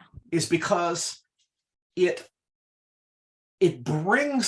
rubs our noses in how hard it is to make sense of such enormous lengths of time. That's the geological time scales. That's one thing that the Anthropocenes bring in here. It's so hard to think of that. The lopping of entire branches off the tree of life. To another thing in this. To get back to your question, what images or stories associated with images, other sensibilities can help us to make present the absent? You've really convinced me that, I kind of had an inkling in this, but it's the things that are absent that are as interesting and important as the present. And the thing is that we have to put them in balance with one another. That's, I think, really what this is the contribution of that I can bring into this. Although I hate to say it, certainly the pictures of the millisecond of the plasma of the A-bomb, the mushroom cloud rising above Mauna Loa right now. If you've seen any of the photographs on social media, it's pretty amazing. It's like looking at nuclear landscapes all over Hawaii right now. I'm like, oh, that's scary. That's not where it is. These are sort of the fire and brimstone of hell. But that blue hole, which has a weird beauty to it, in part because I'm someone from the other side of the ocean and have spent time in the Caribbean, in which you'll have caves that collapsed and then were buried by the rising ocean during the early Holocene. This is one of the favored places where people go scuba diving. In fact, I've heard some people scuba dive in this hole in Inuitak, although hopefully they're measuring their radioactivity levels. That blue hole, which I had as a background when I was doing a legal mediation, and the mediator says, "Oh, what a beautiful scene behind you." And it actually was my stealth thing because I was in a confrontational episode because we were doing legal mediation. That blue hole, I think, is something to seize on. The absence of people. In fact, the story I left a little bit of this out, and want to open the door for Craig, for you to interject your parts in this. I left out part of the story of all of the stuff, the industrial city that was built on Eniwetok and Kwajalein in order to literally blew up this skyscraper to blow up that bomb. The story of the obliteration is and that goes also the object of the feather cloak, which Feher, the artist, this guy's, he's not only masking, he's within the constricts of his patron, including things too to help. He has this subversive discourse that's going on, making sure that Asian inhabitants of Hawaii are included, even though he was told to leave them out. It's a good example, but those are some responses. And then one last thing is, one of the things that I've been frustrated the most about the Anthropocene concept in terms of its origination, and you're right, more recently, the original cheerleaders of this have been opening their minds a little bit. Yeah. The planetary still has no place. That's one thing that I keep concluding. And another thing is, I see the story of industrial modernity already being present and the Anthropocene actually being built on top of it. If you read the history of how the concept has came into being and how it's used, that's one other observation I was making. It's sort of a way I think it's damned from the beginning, because it, and then the method then is to use stories, especially the story of this story, to subvert that illegitimate construction. Anyway, some observations from your, you nailed it though. How does the absent fit into this? That is one of the great problems, perhaps the problem the Anthropocene concept hasn't been able to deal with. Yeah. Min and Craig, I'd love to hear Yeah. what you have to add. Yeah, thank you both. And it made me think of several projects of scholars and artists who are working interdisciplinarily to kind of map what is missing, map the absences, as well as, of course, to map the complexities of our global multi-species interconnections. And so I want to put some in the chat. The first is this project called What is Missing by a Vietnamese American artist, Maya Lin. Oh, yeah. The second is by Anna Singh, who I believe was already mentioned. Yeah. Called Feral Atlas. I teach it in my class. Human. Yeah. My students know So Feral Atlas. Yes. I have a poem there somewhere. And yeah. the third that came to mind was Tom Van Doren's project called The Living Archive: Extinction Stories from Oceania. And I've been involved in that project. And so again, thinking of ways that as folks mentioned, geologists and stratigraphers aren't going to tell these stories, right? That's not necessarily what they do, but it will be up to the rest of us to do these new mappings, to write poems, to make art, and to do other kinds of projects like your multi-species lab that will make these connections, that will make these absences visible, that will memorialize what we lose, and think about the meaning of extinction, to think about Anna Singh's project, that idea of the Feral Atlas, right? How atlases are becoming much more prevalent. One of my colleagues is doing an atlas of sea level rise, around the world, thinking about how that's going to impact islands and cultures as well. And again, that's all about how do we map this new reality that we find ourselves in, and how do we expand our ideas of what a map is. A map, can be pictorial, of course, but it's also, as Gregory mentioned, there are other kinds of mapping that involve our soundscapes, smellscapes, touchscapes, workscapes, tastescapes, and wordscapes. I'm a poet, of course, and all kinds of other ways that we try to understand, interact with the environment which we are, of course, entangled deeply with.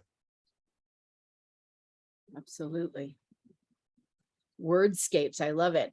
Actually, the creation of new languages, I mean, there's been a lot of interesting projects, on Antonians, and a group of other people did that, Anthropocene lexicon book that is open access, and there's been a lot of attempts to come up with not just neologisms, but bring in words that can capture a changed world, like Glenn Albrecht. I love solastalgia or solastalgia, this concept of a kind of homesickness for a world that you haven't left, but that has been lost, that has been radically transformed, that is connected to what some people will call as the pre-traumatic stress disorder caused by climate crisis. Hey, could I jump in just for a second? Because I think you hit Yeah. a really crucial part of what landscape is about in terms of this phenomenological all-sensory perception of it. And in fact, this is one of the things I learned from a very brief introduction to Chinese landscape traditions, specifically classical Chinese, from the Song and the Ming periods in particular, is that the sense of nostalgia and both belonging and loss and pointing towards that which is ancestral are so often important, not only in the visual representations that you see in museums all over the place, but actually in the laying out of landscapes themselves, why certain monuments are in places, why people take particular walks when they're engaging with a place. Westlake, a really important place near Hangzhou, is in its 10 views. It overtly, the views aren't just views. At least 3 or 4 of the 10 were specifically to give you the pain of nostalgia, the pain of loss. And that was something also, and Craig, you that was definitely inherent to your commentary just now. And I want to emphasize that this isn't as hard as you might think. The toponyms for so much of Hawaii, Rapa Nui, Easter Island is another place that I also study, aren't lost at all.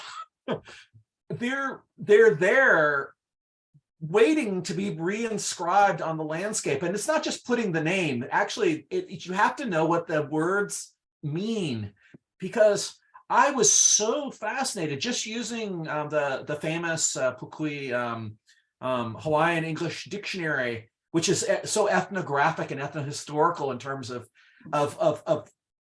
actually toponyms were one of the places where she was getting the meanings of these words. Is I discovered that Feher himself was choosing what the Hawaiian word, at least translation, is storied places for inclusion in the map because of the deep presence of people and interaction in those places. And that was one of his subversive things in that map. It wasn't a mere celebration of the Aloha Tower and the Dole Island of Lanai. It was where the first bamboo was planted by Hina when the first settlers of Hawaii arrived 800 some odd years ago, both in mythic and in historical time. Those learning the names, what they mean, and the stories that go with them suddenly brings back, even though these things are past, our memory of them. And something that me as a complete outsider, a literal holy, can find meaning in myself in this. And that's something that's I found enormous inspiration from, because it's something you can do anywhere you are in the world. Just simply learn what the names for things mean. And you'll learn to listen for the ocean in the spot, what means the roaring ocean place, et cetera, et cetera. So there's so much in the language that's already there and the stories that are made up of the language and that surround these words, these names, these places. That's there they're waiting for us. It's not lost. It's not lost. That's hopeful. Yep. Usually none of this is hopeful. Yeah. Yeah, I would just kind of echo that as well. So, so much of Pacific languages contain a lot of ecological knowledge as well. So, learning the language, learning certain words, kind of teach you these environmental lessons. One example in Hawaii is their word for wealth. The Hawaiian word for wealth is vai vai, and their word for water is vai. And that kind of teaches us that if we have clean water, we have wealth, we have abundance, we could grow our food, and so on. And as Gregory mentioned, and this is true throughout the Pacific, is that many Pacific cultures don't consider land as just terra nullius or these empty spaces, but they are storied places. They have their own not only like these embodied stories, but stories, mythologies, legends, and so on, that often as well have environmental knowledge embedded into them. So, if you study, for example, like creation stories throughout the Pacific, they almost always have environmental lessons embedded within them and teach us, often that, of course, we are, as Pacific Islanders, genealogically connected to the land and water, and that the land and water are our ancestors and our kin, and therefore should be treated with respect, love, and care. And so even in the land, there are stories, and in the stories, there's traditional environmental knowledge as well. Great point. Mintan, do you have anything you want to add before we call on the audience? I have a rough ideas of a question in my mind, though. I will try it and see how it's go. In traditional belief that good wisdom is come with good practices, and that means way of life, right? So they can't be like separate. That they are unseparable distinction. So I was wondering, people who live in islands, and then their life is involved in the seas, and then all of the activity involved the sea. So I was wondering, what sea can teach us, and then what kinds of wisdom that we can learn from the sea, from the oceans. I think anybody. Yes, I'll share a little bit. Definitely in many Pacific cultures, the sea is seen as our mother and the source of all life. And so again, that kind of teaches us to revere and respect the ocean, and of course the ocean that feeds us as well. So many Pacific cultures, not all of course, but many rely on fish as main source of protein. And so that also there are many stories that teach us how to fish sustainably, how to have very respectful what we might call like ocean governments or ocean management in terms of like aquacultural practices. And then of course the ocean as Apeli Ha'ofa, the scholar that Gregory mentioned earlier, teaches us that the ocean is our greatest metaphor. It is a symbolic of the thing that connects us across the Pacific and of course across the world, as we are all connected by the global oceans. And lastly, that the ocean kind of flows within our bodies as well, as we are part water, of course. And so thinking again, another thing that connects all of humanity is the ocean. So he often points to the ocean as our greatest source of connection, hope, and inspiration. And so that's just kind of one little bit of perspective from the Pacific Islands. Yeah, you said that so much better than I possibly could have, Craig. I would just add a couple things, and I'm specifically bringing in my discipline of history into this. This is a funny thing, that even that the most colonial of these colonial maps of places like Hawaii recognize the ocean as a connector, not as a barrier. What the hell is wrong with all of the people in my discipline, and all the other disciplines as well, the terracentric views that dominate so many of the ways we think about the world?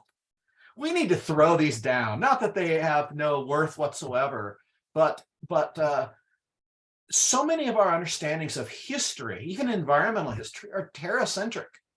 They ignore the presence of the ocean, even though the ocean is the biggest environment on the surface of the entire planet. Of course, I love the factoid that the Pacific is larger in area, not to mention its depth too, as all the terrestrial surface of the Earth put together. The sheer enormity of this. Actually, that gets back to that question that you mentioned, brought with us before. I think the Pacific, as an entity, I'm going to hazard to say this, even though we're somewhat often taught not to think this way, sort of naturally invites us to think in terms of the enormous. It's again, I'm saying dangerous stuff, a natural avenue to help us get our minds around that which is vast.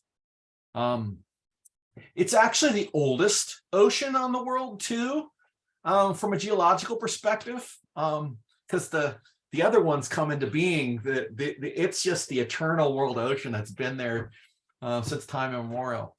Maybe a lot of the Pacific creation stories have that part just right.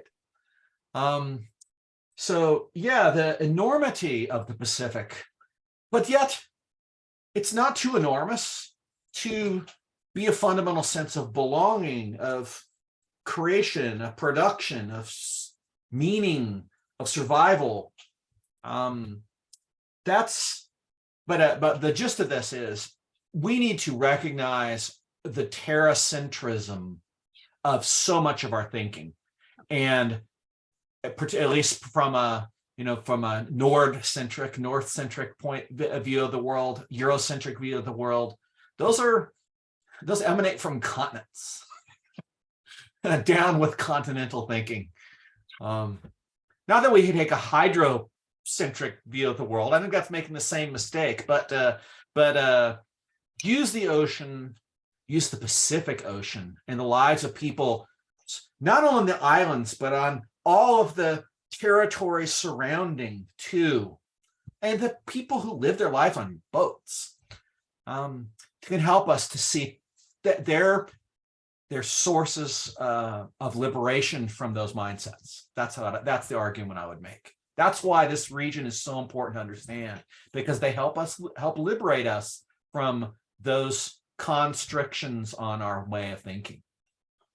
Beautiful. That's why I became interested in the Pacific, because it was like, wow, this doesn't work in at all like I would have ever, that I've been taught. It always is falsifying so many of the just so stories that we've been taught. Well, I'll just add as well, there's a lot of great research past couple of years coming out in what's called critical ocean studies. And so that's definitely, it's not just Pacific centric, but it's looking at, Indian Ocean, Atlantic, the Caribbean, and so on. There's another field of study that's called archipelagic studies. And part of that is to similarly kind of decontinentalize a lot of scholarship and focus on archipelagos in comparative research. And then, of course, there's island studies as well that looks at, in particular islands and how those geological forms and island cultures, form and develop. But of course, in the context of climate change, can teach us what that can teach us about sustainability and of course, limits and thresholds, which are often always pushed against when you live on islands, especially small islands.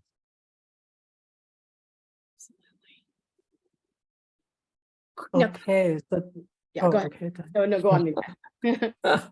Okay, this talk is going great and it's interesting and full of stories and a lot of thought-provoking conversation. And I think we are at one now, and then I hope that our speaker can stay a little bit longer for our audience who may have some questions. And then, but if you have to leave, and we understand as well. And then, so I would like to request from the audience, if any of you have questions, so please share your question, and then while speaker are still on. Are you cool to stay up a little bit? Do you have to go to class, Craig? Greg, thanks for letting us know. Are you okay to hang out a little longer? I know it's long, but we have a couple audience questions. Yeah, all right. So Mintan, you want to just field some questions from the audience? If some of you don't want to talk, Mintan can read your question, but we'd rather see your smiling faces and have you join the conversation. And this is the time where you could turn on your video and your mic if you want to actually talk as yourself. We would appreciate and love that if you did. But if you're too shy, you can just say, Mintan, help me. All right. Questions. What do we got here? You want to call in somebody, Mintan?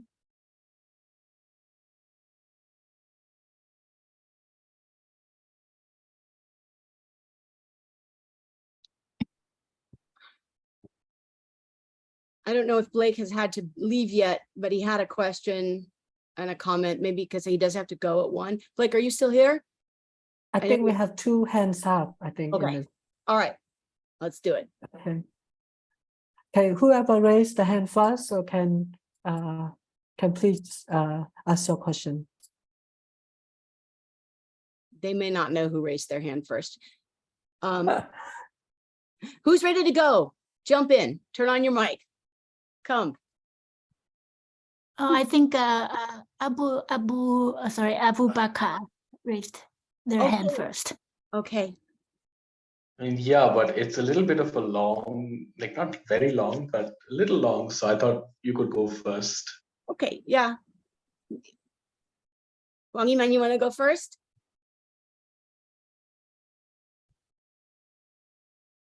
Why don't we just go with the order? I don't want to jump the line. Okay, we can go by a flow of ideas too. Not a problem. It's cool. And I know Okay. it's nighttime on your side, so it's the day for us, so we're less pressured to leave. All right. Okay. Thank you. So, Yep. so You I wanna really turn your enjoyed the video? conversation. So we can- It's kind of my nighttime, so I'm not me looking sure. very Okay. No presentable. All So right. I'd rather just speak through my cat here. So I'm really enjoying the conversation. I have a question. I guess it's a detailed question, but I hope that it also has some kind of larger implications. So, Gregory, when you were talking about the Hawaii, the cape and the helmet, and you very specifically emphasized how many number of birds' feathers have to be harvested or plucked literally from the birds in order to make those capes, right? So I was wondering, you did also mention that this is a very class-based practice, that is only the royal people are entitled to these feathers and ordinary people would not be participating. So I'm kind of wondering, in your description of that cultural practice in relation to the lowercase anthroposcene and plural form anthroposcenes. So it seems to me, are you suggesting that the Anthropocene has always been basically human-generated, human-generated effects on this planet has always been, part and parcel of the human existence and survival on this planet, including how the capes and helmets are being made.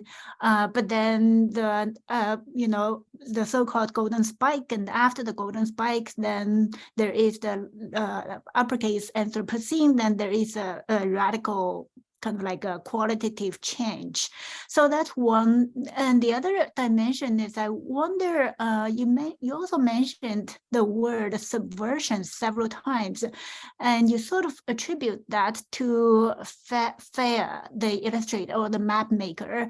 But I wonder, is there a story or multiple stories to be told from the Hawaiian perspective regarding the production of the capes and helmets, and that could become, a different way of approaching the idea of subversion. Thanks a lot for that. That's actually something I was doing very intensive reading today as part of my continued revision and expansion of the project. And I want to cite one particular scholar from Hawaii, get his name here, Noah Gomez, who was a master's student in the history department at the University of Hawaii and natural resources management, and now works for the National Park Service on the Big Island. He wrote a master's thesis in Hawaiian on the bird hunters and trappers, using especially native documentary sources and also English language sources from the late 18th through mid 20th century. And this is something. It has its difficulties and its challenges, but I cannot read native Hawaiian, but I can get a machete with one hand and a dictionary with the other, and Google Translate on my computer and understand a heck of a lot of what's going on in this. So a lot of what I'm going to tell you is actually the findings of Noah Gomez. These bird capes are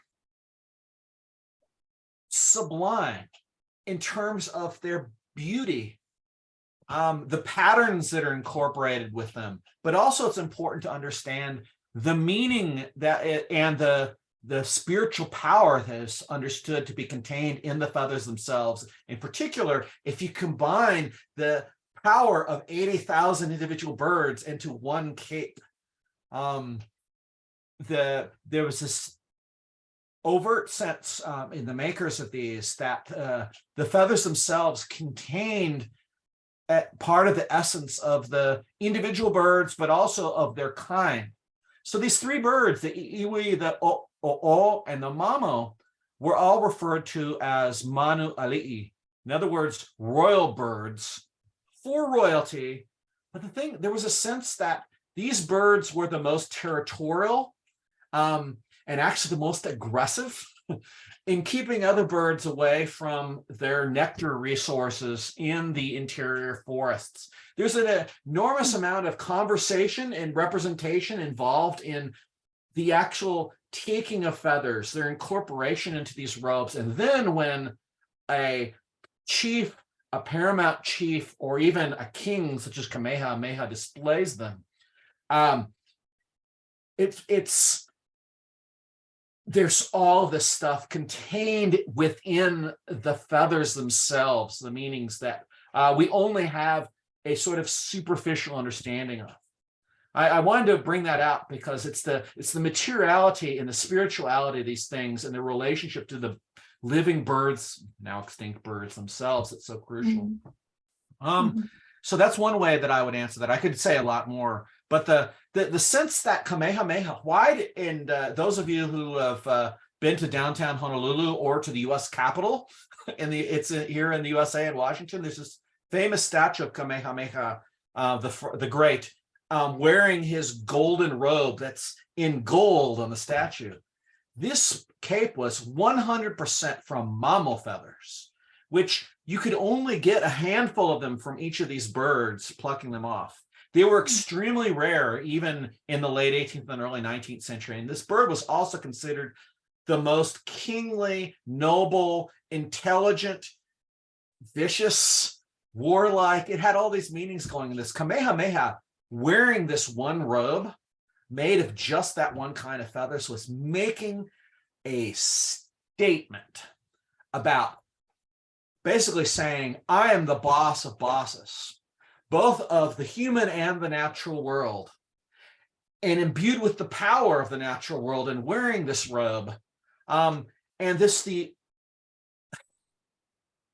how much human labor went into collecting the feathers from 80,000 birds, not just to mention the birds, all of this stuff. I mean, I could go on and on.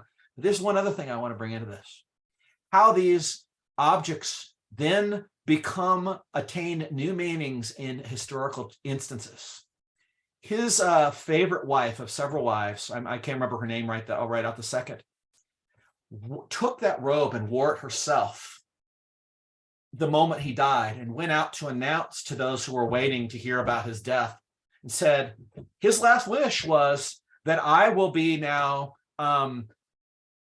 co-regal, will be the equivalent of a queen ruling along with his son, and will have different powers, but proportional powers through a female line here on moving forward. She wore that mama cloak in order to make this pronunciation, and it's an incredible appropriation of regal power by women in the early 19th century that went along with the wearing of these things. What the biggest mamo object of all, it used over 100,000 birds, was this wrap skirt that was made for, and I can't remember the name off the top of my head, but one of Kamehameha's daughters, by the people of Lahaina in Maui, by dressing this still a child in this feathers, was making this major statement about her importance to them, their loyalty to her, the prominence of Lahaina, the most important port other than Honolulu at this time, as a place in the Hawaiian political landscape. I'm giving these details to help give you a sense of what's beneath the surface of the hunting these birds. Last thing I'll say is was definitely an attempt to catch and release these birds to help sustain them. I'm very skeptical about how successful that was, partly from my biological training.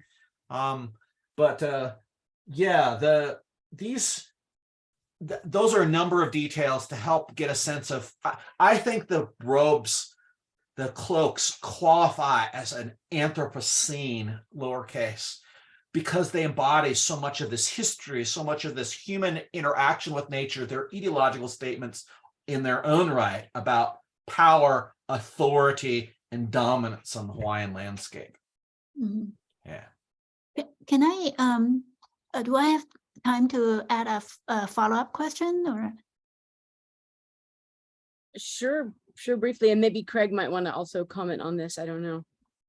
Yeah, just very briefly. So I'm wondering about, the practice of making those capes and helmets with those, hundreds of thousands of bird feathers, and you know, I can't help but thinking of, you know, Robin Wall Kimmerer, who is a Native American environmental biologist. And one thing that she emphasizes when Native American people go out, you know, harvesting plants or fruits and whatever, the one key principle is reciprocity. So, you know, basically she says they will thank the plant. They will make sure the plant has enough to offer before they harvest. And they also make sure the plants are also having enough to offer to other species like birds and honeybees and so on before they harvest. So I'm kind of wondering, you know, does that kind of reciprocal thinking also abide in the way that the royal families in Hawaii relate to the birds? It's, you know, it seems like a pretty stunning, you know, amount of birds being plucked in order to make the capes and things. Greg, maybe you have an answer. I'll just give a really short answer. Yes. In fact, some of this is preserved in songs and texts that went along with hunting, but now I'd even say capital B-U-T. I think the way in which these feathers are extracted from people and from the landscape also reveals that indigenous peoples have class conflict. They are capable of exploitation and of environmental destruction. And I think Kamehameha himself, who is a bit of an empire builder, we need to be aware of the limitations of some of our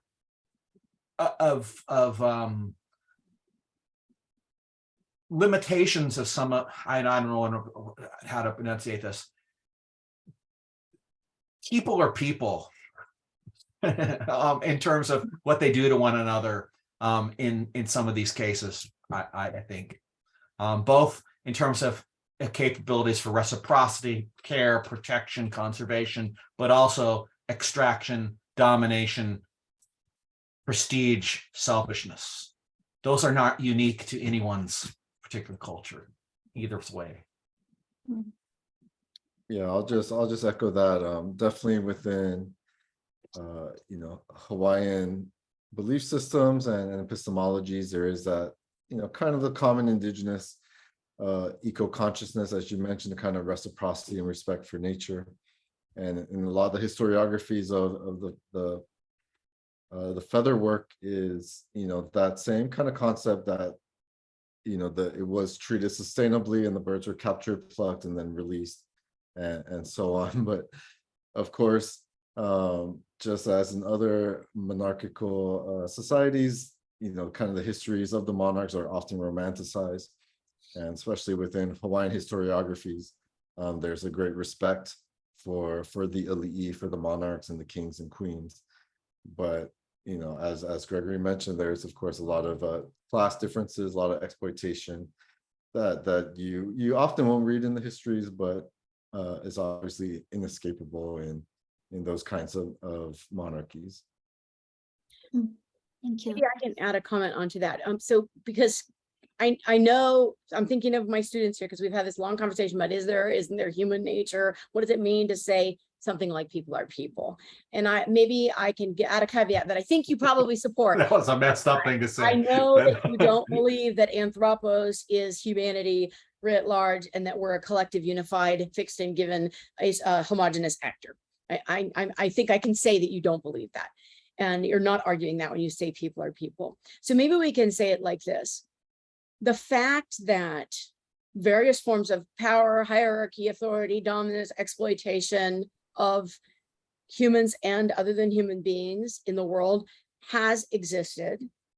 And, you know, don't forget, in the trophic web of life, there are predators. The web of life is eating and being eaten. So there's always consumption. There's always, Margaret Grebovitz talked about it as a mutual use that is inescapable. So even among the most ethical of earthly ethics, we can't escape the fact that there is some amount of mutual use that goes on in the very fact of living and dying. And cohabitating, and there's also no possibility of some sort of naive, innocent existence in which any being doesn't impact the lives of other beings. So to say, it's not to say that indigenous people, we don't want to romanticize any golden ages, and we also don't want to romanticize any peoples as somehow being pristine, perfect, because that also harkens back to some of these sort of infantilizing, the noble savage trope we want to avoid. To romanticize any particular individuals, every society, even the smallest groups, are heterogeneous. People's actions are different, they have different consequences. But where is the difference here that matters, theoretically, conceptually? Industrial scale. If we are making these cloaks at industrial scale, we would witness the extinction of this species like in a blink of an eye. Whereas when it's happening on a small scale, it may be horrible for the individual birds that were killed or had their feathers plucked off of them. Maybe they didn't die, but in the process of these. So these practices are not without violence, but what makes the violence become anthropocenic causally? I think it's a question of scale, industrial capacity that transforms something that, yeah, there's violence. There's violence in our history since, before we were Homo sapiens, but there's something that happens when we acquire a scale that enables us to do this at a pace which takes us outside of the trophic relations within the web of life. So that's one of the things that I've been trying to focus on is how did anthropos instantiate a particularly ecocidal mode or genre of the human, as Sylvia Wynter would call it, right? And I would say it's because we've stepped out of the place within the trophic web of life. As an omnivore, we are not occupying an omnivore's place. We are outside of that in the ways in which we engage with the entirety of it, in ways that distort and warp it. So what would an ecological form of being human look like? It would have to answer these kinds of questions. And I don't know the answer to it, but I think it's one we should continue to think about. Greg, you wanted to say something, and I know we have a couple more audience questions, and I realize some people do need to leave. So I want to get some questions from the audience. So what would you want to? Just super quick as a response to that, is the Native Hawaiians, including Kamehameha, had a recognition of where these feathers came from. In fact, that's critical to why they're using the feathers in the first place. And that's quite a bit different from the way in which industrial civilization has extracts things from so far away, you don't even know where it comes from. Yeah. That's a fundamental difference in terms of knowledge and recognition of where things come from, that is crucial in terms of the sustainability versus extinction of these things. And one other thing too, I think Hawaii is a great example of a place and a people who clearly learned from mistakes that they made when they first arrived and developed ways that dramatically lightened their impact on the other more than human species with which they were, with whom they recognized kinship. That's something the evidence suggests was learned over time, and it's something I think we should celebrate. That's great. Yeah. So we have a couple questions. Mintan, you want to call on them? Yeah, I think Abu Bakr. Okay. I think that in a lot of the common themes of exploitation, as Maya was discussing, have to do with the commodification of things. So colonialism involves commodification of something that then gets added to the capitalist system of production. The insight that I had was, I really like the idea that Cushman talked about terracentrism, because when we talk about this plantations and other effects of colonialism on ecology, this also includes peoples that have been sort of displaced or fractured. And the example that I was going to give was, there's a drawing in one of your slides that depicts a very dark-skinned plantation worker. Now, that isn't just a South Asian plantation worker, but there actually is a reference to Tamilians, who are a seafaring community that originate from the southern tip of the Indian subcontinent and have had historical influence around the Indian Ocean, especially in this region, the peninsula of Malaysian Peninsula and Indonesia, etc. And the British, when they colonized these regions, they saw Indians as a source of cheap labor, and they assimilated the caste system. Most Tamilians, almost all of them, are of some sort of lower caste. So they effectively shipped Tamilians in sort of a perversion of the old influence and travel to plantations in Sri Lanka and in the Malaysian area, and also the Caribbean, etc., as quote unquote indentured labor. Is very similar to slavery.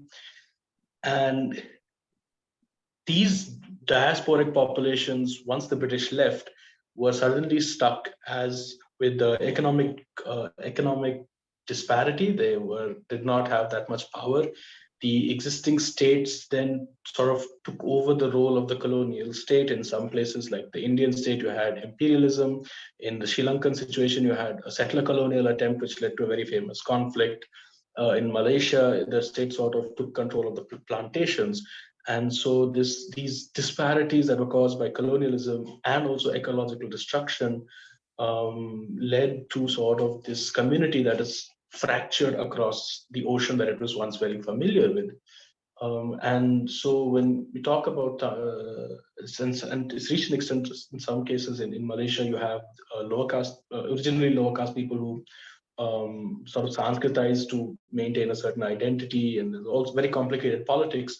And effectively, the identity of the Tamil community is sort of a fractured one that is connected between three different lands, where they are sort of suffering from the effects of the colonialism and things like that. In fact, the reason that the Japanese knew about Tamilians was because they appropriated the British system, and they shipped off Tamilian people to Myanmar and Thailand to build railroads as slave labor. So the reason that they featured this was because they saw them as a commodity that could be appropriated from the region and reused in some other place. Thank you for sharing that comment. Just a quick question, because I know it's much later than we thought. If you guys, Greg and Craig, do either of you need to bail? We have a couple more, we could take one or two more questions maybe if you want to stay, but if you need to leave, you've already gone above and beyond the call. So it's up to you if you want to take another question or two, or if we should round it off here. Let me know what you want. Because I think my wife is peeking in the door, but one question at least, one or two questions. Yeah, I can. We'll make them quicker though. Okay, Mintan, can you call who we've got next? I think it's okay. Moon, now you can ask your question. Hello, Moon. Hi, I think Pietro has had their hand raised for quite a bit before me though. Pietro's part of the lab, so Pietro can. I hope Pietro doesn't mind waiting for our newcomers. Oh, okay. I'll turn my camera on then. Well, hi, everyone. I'll make this really quick. I just wanted, hi, Craig. I follow you on Twitter. That's how I stumbled onto this thing. I'm really excited to connect with y'all. But yeah, I just want to ask about the sort of role that speculative fiction might play. And I pose this question to the three of you, your work or your perspective when it comes to sort of restorative, regenerative, oh God, what's the word? Futurities, and considering how we might sort of navigate our way out of this very human-centric idea of the Anthropocene. So, oh gosh, the light is so yellow. It's really late here, y'all. Okay. No worries, it's fine. Well, Craig teaches fiction, so. Yeah, so it's actually burgeoning subgenre within Pacific literature, which is very exciting. I think a lot of writers are kind of attracted to imagining alternative futures, decolonial futures, and of course reckoning with possible futures due to sea level rise and climate change. I myself am writing a speculative fiction, and I just edited an anthology that has a couple of pieces of speculative lit. And then a journal based here in Hawaii just came out literally this month. It's all speculative literature from Hawaii and beyond. So I'll put those links in the chat. But it's definitely become a very popular genre in the Pacific and of course around the world, as we all know.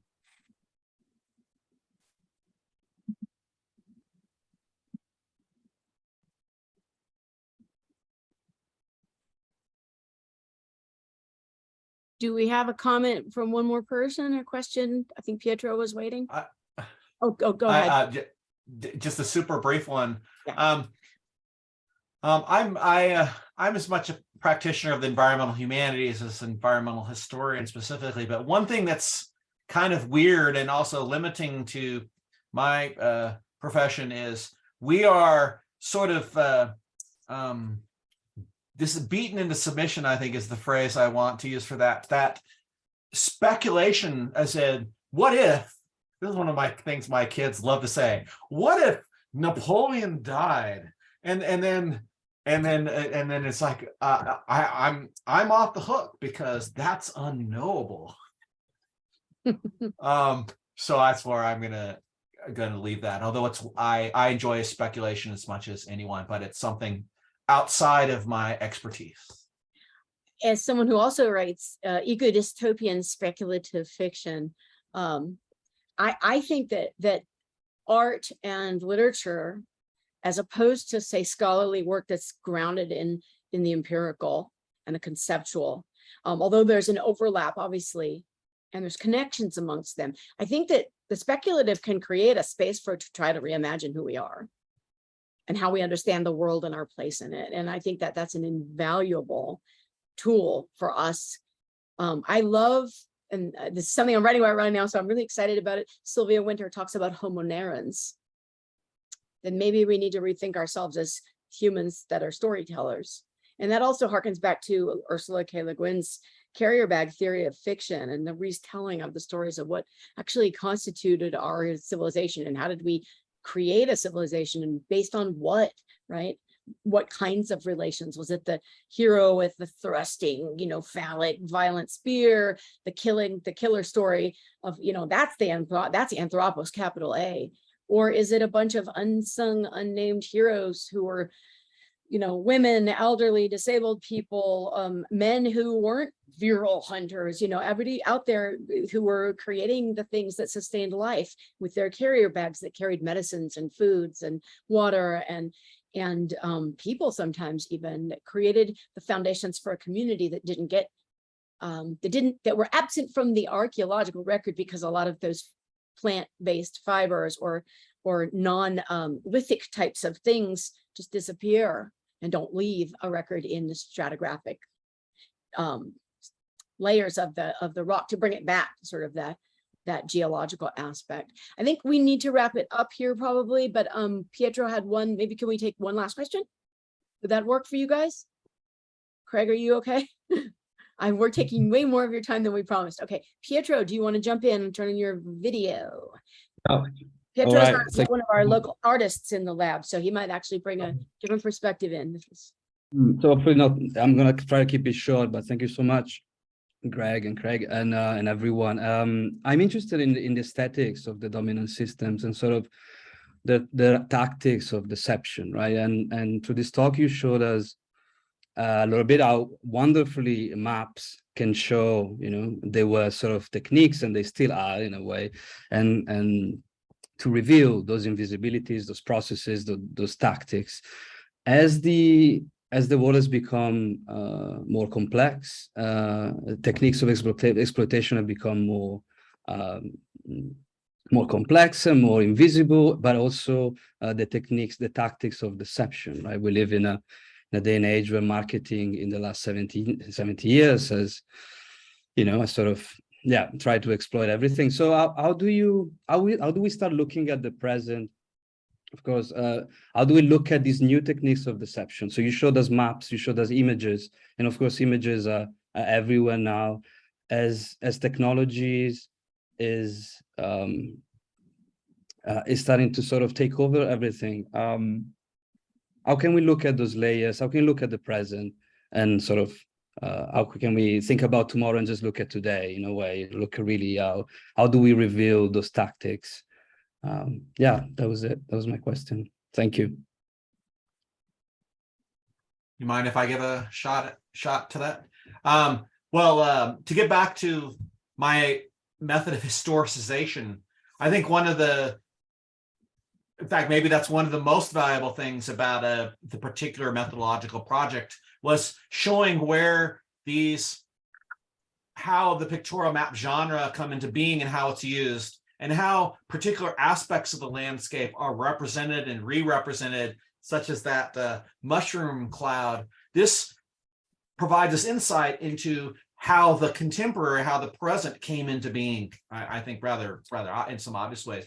The Dole Map is overtly a marketing tool, not only to market Dole and the pineapple and Hawaii as a place for tourists to come, like the previous Dole Map had done, but to market Hawaii as qualified to attain statehood.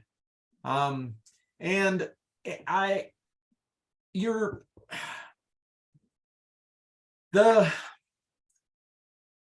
issue of deception is a really critical one. And this goes back to Maya, your comment that you made a bit ago. Maybe want to retract a little bit something that I had said, is I think the narratives that historians say are very much the same narratives so often that fiction writers and myth makers make, in which we go and pick and choose characters and events and processes of the past and impose a story on them because we want to tell that story, rather than this supposed empiricism that we do. In a lot of ways, the kind of writing I did is not particularly different from speculative fiction writing, and it's a bit of a liberation to recognize that we aren't the white masters of the true past, that especially those hero narratives are so critical to the underpinning of patriarchy, class dominance, and the extractivism into which industrialism rests. Yeah. Thank you. Yeah, I guess what I'll add is, oftentimes what we see, especially with mass media representations, is they often become simplified and reductive. And we see this in representations of the Pacific from the past, as Gregory showed, but also in the present, in the past couple of years, with the global attention turned to climate change, representations of the Pacific Islands and Pacific Islanders have become much more global and prevalent. And that representation, as you probably notice, is often of low-lying islands that are disappearing or vanishing or sinking. And so then, of course, as Pacific Islanders, as these passive victims of climate change, the other representation, as Gregory pointed out, is there's a lot more attention being paid now to nuclear testing in the Pacific because of discussions of the Anthropocene, and the Pacific Islands as the site of the global spike or of anthropogenic moments. And so there are a lot more scholars and of course a lot more attention paid to the Pacific. Of course, as scholars and as artists, we need to, of course, think critically about these simplistic representations, and we need to subvert them when we have to. And we, as a Pacific Islander and as an artist myself, I need to then create different, more complex, more human representations of the Pacific and our peoples. And so, a lot of other activists are doing this too, of saying that our islands are not just drowning or vanishing, and we aren't just drowning, but we're actually fighting against these forces of climate change, and we're actually rising up against the fossil fuel industry and so on. And in terms of the nuclear representations, there are a lot of artists as well trying to tell stories of what it's like to live in these places that have been irradiated and that, you know, they can't return home, and to tell kind of the human stories that are often, you know, as Gregory pointed out, are absent from these larger representations and rhetoric. So, you know, the representations are always changing. So we got to, of course, be nimble and critical. But conversations like this and labs like yours and scholarship like Gregory's and Maya's, I think, help us kind of sharpen our critical minds and help us to develop the kind of literacy we need to more deeply understand and critique the world around us. Yes, and I really hope that we can talk you into giving a headlining talk yourself, Craig. Would be really amazing for us. So let's see if we can lure you into that. Mintan, do you want to help us wrap up? Okay, so thank you so much for your talk, and it's very meaningful, and it's wonderful, and it's also thought-provoking, and a lot of new lights and a lot of new information and a lot to learn. And thank you for all of your wisdom that you bring and share with us today. And then thank you, Craig, for participating in the discussion, and Ajahn Maya, and also Blake and Dini, and then everybody who is helping to make this talk happen today. And then thank you so much. And we also have a YouTube channel for audience who are interested in seeing more of our video and can go and check it out. And then Ajahn Maya posted the link in the chat box, yes. And thank you, everybody. And then I think that's all today. So let me just say, let me have the last word. No, again, I just want to echo what Mintan said. I feel it's been an amazingly fertile talk. I know we could have kept talking for another 5 hours. And I hope that this is just the beginning of a lot of long conversations amongst us, that this is not a one-off thing, but that this is part of building a new knowledge making and culture making and idea making community that is truly transdisciplinary, because without these new knowledges, we don't have the ability to genuinely reconceptualize who we are and how we're going to live with the world, how we bring the legacies, the usable reciprocity and reparation practices and cosmo-ecological orientations from various indigenous communities. We need more alliances across indigenous communities. And then folks like me who, you know, come from colonizer roots through and through, we need to learn. Part of this lab is dedicated to making space for voices other than people like me, making space and a platform where emerging scholars like Mintan and others can join with really prominent scholars like you two, and to learn together, but also to create long-term, you know, mentorships and intellectual relationships that will continue to grow. So I look forward to this just being the beginning of many more conversations to come. Craig, we want to nail you down for a talk time. And thank you to the audience, because without you, we would just be talking to ourselves. So reach out to us, write to the email I gave you if you want to join the Google group, join our Facebook page, go like and subscribe to the YouTube channel. We're just starting. We're just a little nascent community here trying to build new kinds of knowledges in the global South, centered on decentering the old school big capital A anthropos and against big capital A Anthropocene, in the hopes of building something better, a symbiocene or something else where we live differently in time to be able to live at all. So lots of love to everyone. Thank you so much for the amazing talk, Greg, and wonderful, wonderful contributions, Craig and Mintan, and everybody else in the lab. You know I love you, and I couldn't do any of these things without us doing this together. So take care, everybody. See you soon.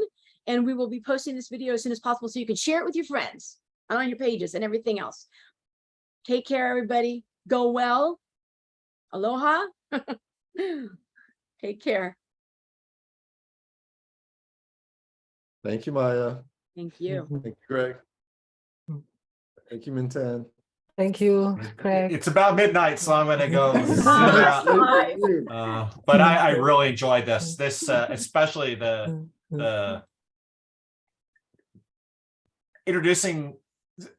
introducing these. I got to meet so many different and new and exciting people today. So thanks for getting us together. That's you're good at that, Maya. I'm just Really good. blessed with amazing friends. Friends for the end of the world and the building of a new one. That's what we call ourselves. No kidding. I hope you noticed that I had this was a gift. It's kingfisher feathers that was given to me in China. Right, because wow. this kingfisher is already dead, and I saved this as a reminder of the aestheticization of extinction.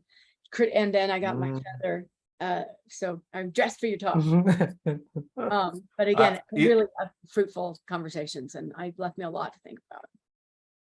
Yeah, it's great to meet you guys. So. Yeah.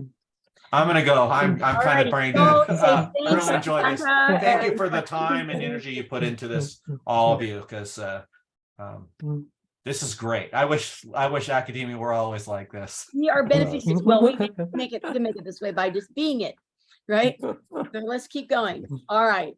Have a good night, guys. Thanks a lot. Have a Bye-bye. good night. Talk soon. Thank you.